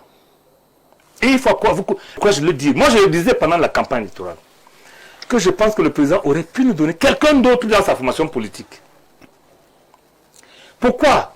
Pas qu'il soit absolument incapable, mais pour que le challenge change. Que celui qui vient dans son parti sache qu'il a tout approuvé. Oui. C'est pour ça que le président, dans sa campagne, a dit espérance, non, grandeur et espérance. Si vous analysez ces deux concepts, On est sorti de l'homme. On est dans une histoire d'espérance. La grandeur, en réalité, est un rapport. On est grand parce que c'est par rapport à tel. Grandeur veut dire quoi? Si vous avez une bouteille d'1 litre et moi c'est de 2 litres, en volume, je suis plus grand que vous. Mais ce n'est pas ça le problème. Donc en réalité, aujourd'hui, le président a fini par se taire malheureusement. Et c'est pour ça qu'on lui dit. On le disait ici sur votre plateau en 2025. Monsieur le président, à un certain âge, quelle que soit votre volonté, parce que le président a exprimé sa volonté pendant la campagne, hein, on lui disait non, parce que vous ne pouvez plus. Et je pense que c'est l'audateur qui disait, monsieur le président peut. Il a salué, il a marché. Se rendre compte que le président a reconnu lui-même. Parce que le simple fait que quelqu'un à qui on a confié le pouvoir veut quelqu'un pour l'accompagner est une reconnaissance d'un État à un moment donné. Il faut le dire clairement. Et on ne peut pas être en 2025 en disant que non, le président il connaît tout, il peut tout faire, ne vous inquiétez pas, son âge n'a pas de problème, son fils n'a pas de problème. Et en 2025, 26 un an plus tard, il célèbre l'arrivée du vice-président. Les mêmes gens. C'est les mêmes gens. Donc moi je vous dis, je pense que, puisque nous sommes déjà là, la loi a été promulguée par le chef d'État, non? Que le président nomme vite un vice-président à qui on va adresser nos véritables problèmes. Parce que sinon, on va continuer à tirer sur un mur alors qu'il nous a dit que c'est que quand Jésus partait, qu'est-ce qu'il a dit à ses chrétiens? Il a dit, je m'en vais, mais je vais vous envoyer le Saint-Esprit. Je ne vous laisse pas seul. Je ne vous laisse pas seul. Non, Dieu est présent. Vous êtes là. En réalité, vous vous êtes tu. Vous ne nous voyez pas, vous ne nous entendez pas. Envoyez-nous le Saint-Esprit. Ne nous laissez pas seul. Je le dis parce qu'il est là. Ouais. Mais je n'étais pas d'accord qu'il soit même là. Mais comme il est là, qu'est-ce qu'on fait? Et ces silences ne peuvent plus continuer à attendre. Parce que je vous dis, Stéphane Barja. Pour clore. Que faut-il à un pays pour comprendre que l'homme ne peut plus? Qu'est-ce qu'il faut? Je rappelle que dans ce gouvernement... C'est vous qui le dites. Mais les Camerounais lui ont fait confiance. Je n'ai pas contesté. J'ai dit d'avance qu'il est là. Oui. Mais qu'est-ce qu'il faut pour qu'il ne peut plus? Le président vous a demandé, donnez-moi un vice-président, on a accordé. Le président nous a dit, permettez que je fasse l'élection présidentielle quand je veux, on a dit oui. On n'a pas fait ça à un autre homme. Hein. C'est un excès de confiance. Pourquoi on vous autorise à reporter comme vous voulez?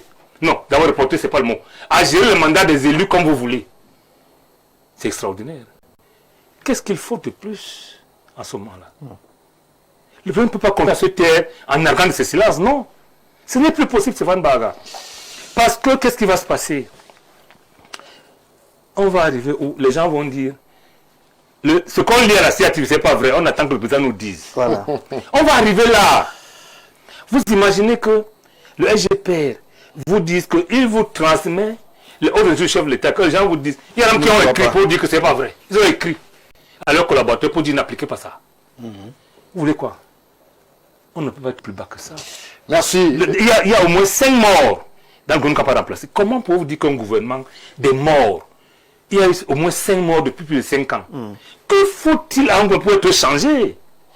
Merci. Même entre les gens qui sont là, entre eux, qu'est-ce qu'il faut encore? Donc pour moi, je finis en vous disant que les silences du président sont devenus malheureusement comme la tombe. Ce n'est pas bon. Merci. Cette loi le temps du président, non. Cette loi bidon, justement, monsieur le maire Niek nous fait écho et rappelle de mémoire, justement, ce lexique auquel les Camerounais ont fini par s'accommoder. On parle du silence du président, on parle du temps du président. Certains ont même, justement, fait des thèses dessus pour montrer à quel niveau il fallait justement faire attention à ces moments de vie entre le peuple et son chef. Aujourd'hui, lorsque l'on interroge justement la température sociale, lorsque l'on questionne, et c'est pas peu de le dire, les incertitudes politiques, elles sont diverses. Est-ce que ce lexique pourrait encore s'accommoder de la réalité du Cameroun? C'est-à-dire ce silence présidentiel, ce temps du président qui peut être élastique à l'infini. Est-ce qu'on peut encore être certain justement qu'on est en train d'avancer avec ces mots, ce lexique-là, silence et temps du président? Quand vous aurez compris que le silence peut être éloquent, vous comprendrez pourquoi le juge Jacques Payange, président de la Cour suprême en France, avait évoqué l'éloquence du silence. Le silence parle. Et tout à l'heure, vous avez dit qu'il y en a qui ont soutenu des thèses sur les silences du président. Et ça leur a valu des promotions sociales. Et c'est vous qui le dites. ceux qui avaient en charge d'apprécier la pertinence De cette du thèse. thème de la thèse, On trouvait que c'était on pertinent. trouvait que c'était pertinent. Mention très honorable. Mais autant que je me souvienne, la sémiotique est une formation bâtarde à l'école. Et peut-être parce qu'elle est soutenue par le fameux, que beaucoup de gens ont trouvé un intérêt à interpréter les silences du président. Mais là, nous sommes, Mais qu'ils nous interprètent sommes en politique, monsieur le maire. Il y a quand même de l'attitude, il y a un body language, il y a un jeu d'acteur qui peut être interrogé et dans lequel les acteurs de la sémiotique, les esthètes de la sémiotique se retrouvent. Est-ce qu'il faudrait être le ministre d'État pour savoir justement interpréter justement ce jeu d'acteur dans une arène? Justement, que ces gens-là nous interprètent les gestes du président. Quand le président arrive aux États-Unis, il est perdu, il ne sait même pas, il parle avec son directeur de cabinet civil. Est-ce qu'il y a des hommes importants dans la salle? Est-ce que... C'est tout ce que vous avez vu à la télé. Non, de toutes les façons, le président a été considéré comme étant incohérent. Mais ces multiciens-là ne sont pas venus nous interpréter ce que ça signifiait. Quand à l'Assemblée nationale, le président s'est retrouvé pour prêter serment, vous pensez vraiment que il a C'est maintenant que dit des choses, il a fait des gestes qui méritent une interprétation. Non, il faut être sérieux. Il faut être sérieux. Le silence ne peut pas être enseigné dans les universités comme un mode de gouvernance. C'est clair. Un mode de gouvernement. Ça n'existe pas. Sinon, ça va rejoindre des livres qui ont été écrits, qui ont connu soit du succès, soit tout ce que vous voulez. Le code de Biya. Le code de Biya, c'est quoi? C'est le silence. Monsieur le maire, vous êtes politique. on comprend tout. S'il vous plaît, vous êtes politique, vous avez votre style, cette truculence qui vous caractérise, qui peut-être a fait effet votre popularité. Peut-être vous devrez aussi accepter que peut-être le silence, cette réserve présidentielle soit un style qui vaut, ou alors qui a valu en son temps à son possesseur les succès qui furent les siens et qui peut-être aujourd'hui peut être sujet à caution. Mais ce qui est clair, c'est que les Camerounais semblent bien s'en accommoder, puisqu'après 40 ans, ils lui ont à nouveau fait confiance. Non, vous savez, ne pensez pas qu'il n'y avait pas de bout de canon quelque part pour que... Vous parlez de confiance? Non. Les Camerounais ont plus peur qu'ils n'ont confiance à 43 ans après. Hein? Ce n'est pas... Saint-Éloi Bidoum n'est pas seul à dire que le président, à la limite, il pose des actes comme un centenaire pourrait les poser. Cette loi, attention, je vous dis, nous parlons quand même de on tue des Camerounais au nord-ouest, on s'attend à ce que le président dise quelque chose, il ne dit rien. On attend qu'il vienne présider le Conseil supérieur de la magistrature, parce qu'il y a 5 promotions au quartier, il ne dit rien. Nous attendons que le président fasse un conseil de ministres pour essayer de remettre les choses en place. Il ne dit rien. Hein? Vous voyez,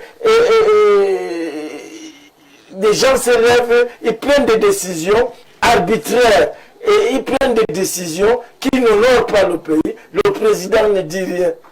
Alors, vous croyez que l'impunité est devenue la règle?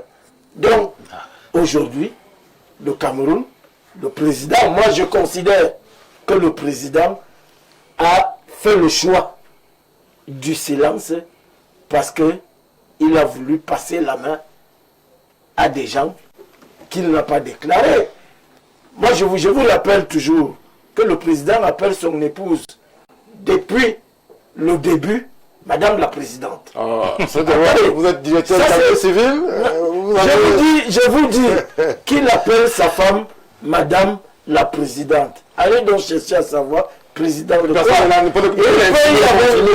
Il peut y avoir vu, je ne demande pas qu'on confirme ou qu'on affirme, mais j'affirme. Voilà. Et moi je dis, il en a vu, il a vu à travers son épouse une Eva Perón, une Imelda Marcos, et c'est ça qui est en train de se passer. On est bien gouverné derrière les rideaux, à travers des hautes instructions qui sont passées par le SGPR. Oui. Donc, aujourd'hui... En précisant que la loi donne la compétence. Le président ne doit plus se taire. Oui. Nous n'avons pas élu une tombe. La loi, c'est le décret. Le président ne doit pas décréter qu'il devienne une épitaphe dans une république où nous, on l'a choisi pour venir gouverner. Voilà. Il y a tellement de problèmes dans la république.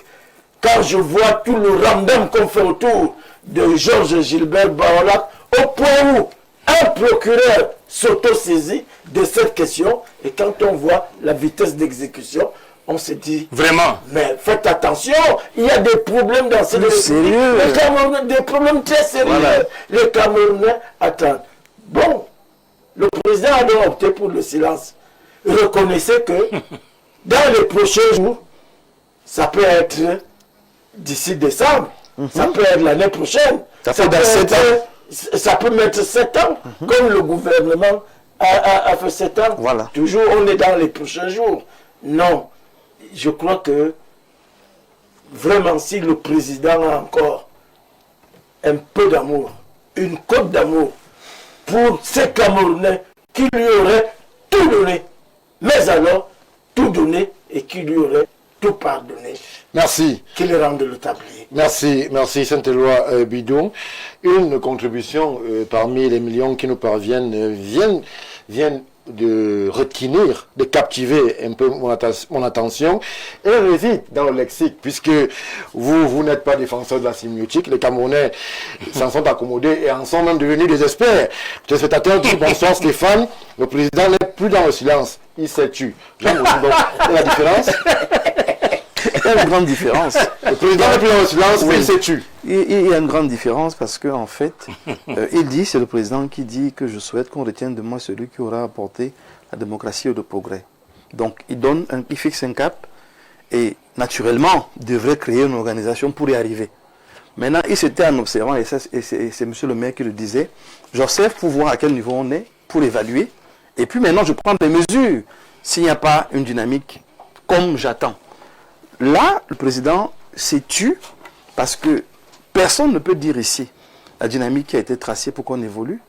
Personne ne peut placer le curseur pour dire exactement à quel niveau nous sommes. Et c'est pour ça que je suis parfaitement d'accord avec M. le maire sur la question de s'arrêter, de la rupture, de la refondation, et puis maintenant, on repart. Donc, à ce niveau, quand il fait ses effets d'annonce, et il dit, je souhaite qu'on retienne que j'ai apporté la démocratie, on met quoi dans la démocratie? Quand nous, on évalue, est-ce qu'il y a la démocratie au Cameroun? Chacun répondra comme il répondra, parce que c'est censé être la liberté d'expression, de ton et de mots. Mais aujourd'hui, vos mots, il faut les ménager. Votre ton, il faut ménager votre ton. Vos positions, il faut bien les encadrer parce que on vous tombe dessus. Alors, si les réseaux sociaux sont désormais contrôlés. Très bien, on fait un commentaire sur les réseaux sociaux, on vous a pris le lendemain. Parce qu'en fait, où il y a la démocratie, on permet aux gens de parler. Où il n'y a pas la démocratie, non. Même, en fait, la démocratie s'enseigne par les erreurs des uns et des autres. Surtout le peuple. On vous recadre. Ça, on ne dit pas ça comme ça. Mais vous embastiller, c'est aller très loin. C'est la preuve que la démocratie est mise mal à l'aise. Lui donc qui a annoncé la démocratie, lui qui a annoncé le progrès ou le développement, il n'en est pas véritablement défenseur lui-même. Ça commence par devenir un problème. Donc, si même les choses qu'il a annoncées, il est silencieux dessus, il s'est donc tué, parce que le silence observe, le mutisme total on a envie de dire, parler de démissionner. démission. La question qui arrive tout après, c'est jusqu'à quand? Non, quand on se parlait, Jusqu'à quel degré de situation, lorsqu'il y a justement l'environnement que certains partagent ou pas, mais l'environnement que l'on perçoit à travers le Cameroun, avec des événements nombreux, ces scandales, avant arrivé Pape, après arrivé Pape, ces chiffres qui sont annoncés ici et là en termes de déploiement financier pour justement le séjour de sa sainteté en terre camerounaise, ces détournements qui sont relayés par la presse ici et là, est-ce que jusqu'à quand est-ce que le président peut se taire? Y a-t-il un timing dans ce temps présidentiel et une ligne rouge que lorsqu'elle sera franchie, on peut espérer une parole présidentielle? je vous ai toujours dit qu'il y a un avant 2025 et un après. Ce silence et tout ce que vous voulez tenir jusqu'en 2025. Après 2025, c'est fini. Ça ne tient plus. Parce que, et M. le maire Bidon le rappelait, il y a tellement d'urgences, tellement de choses à faire, tellement de problèmes à régler, que cette terre donne l'impression soit on est complice, soit on est dépassé par les événements.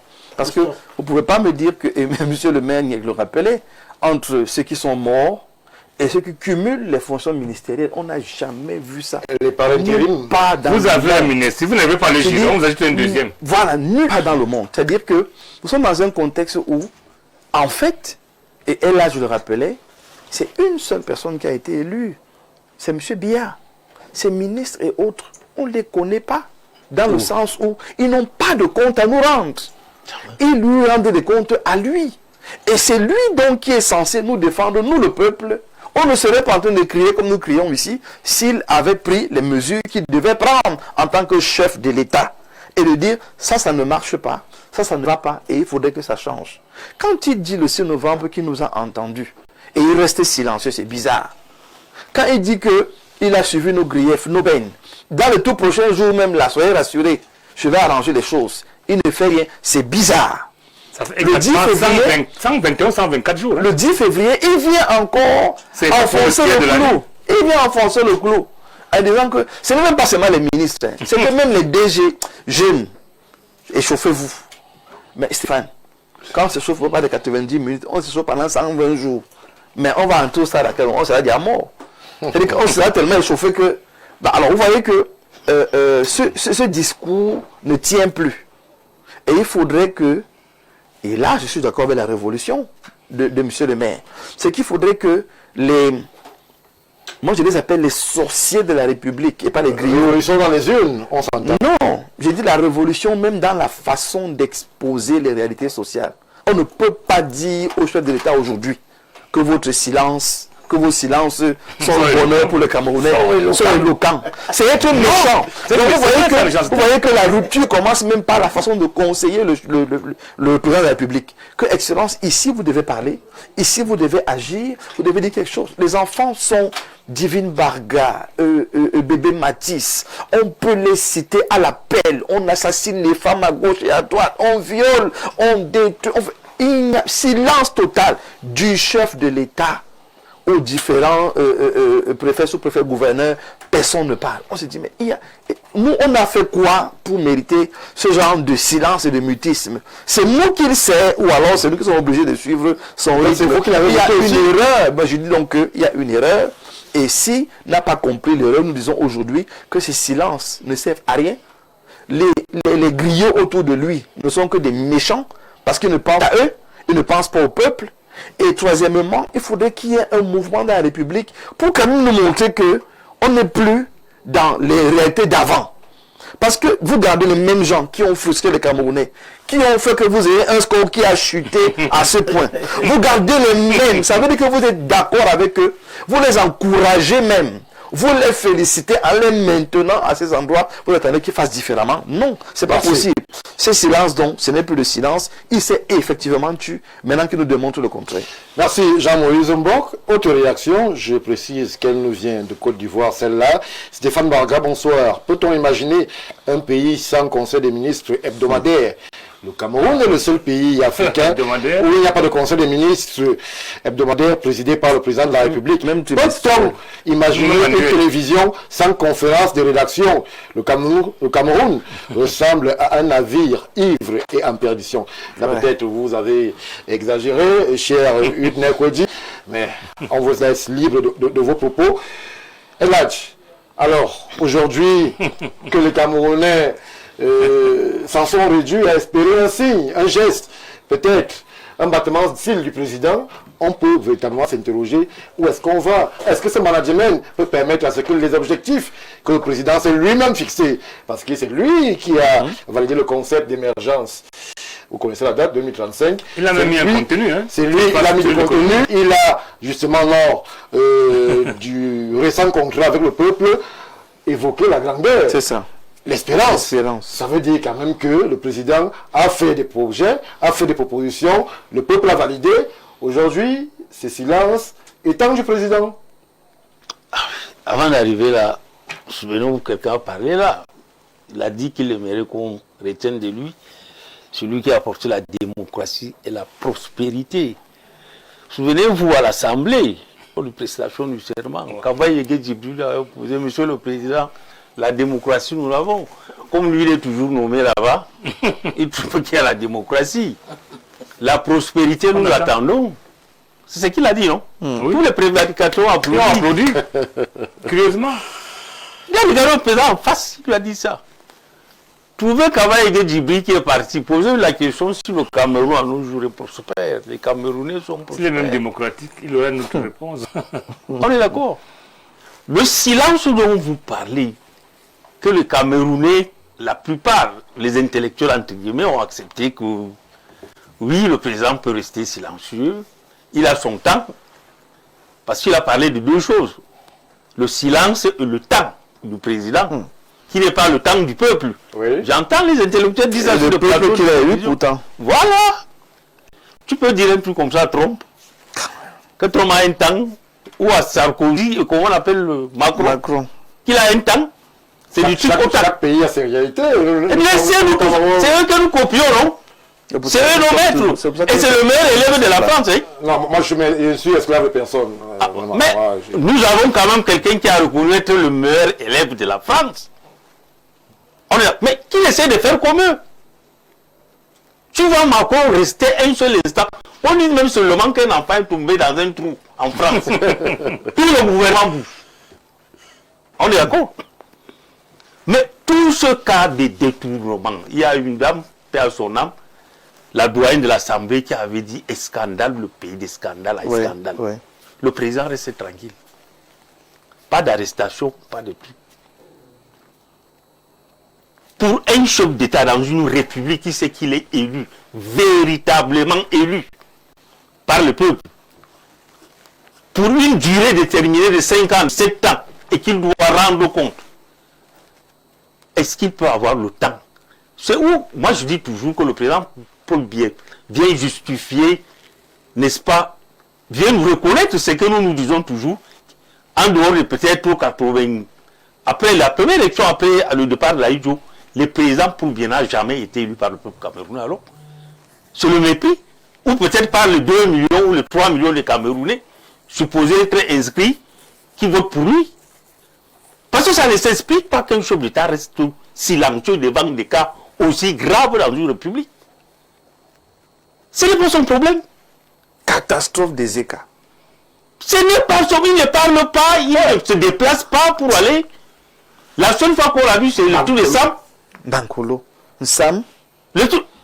Sam était sur le terrain, Jean-Moïse Mbok. Sam, oui, c'est la seule fois qu'il est venu vraiment. Je ne vais pas vous trahir. C'est la seule fois. Oui, on l'a vu sur le terrain. Mais il y a eu plus grave ça dans cette république. Non, c'est pour ça qu'on dit que c'est la seule. Donc, vous voyez, son silence pousse à ce que même l'action, sur le plan, n'est-ce pas, de la sanction, il ne parvient pas. Ça s'accompagne aussi avec le manque de sanctions. On accuse, il y a des dossiers déjà prêts.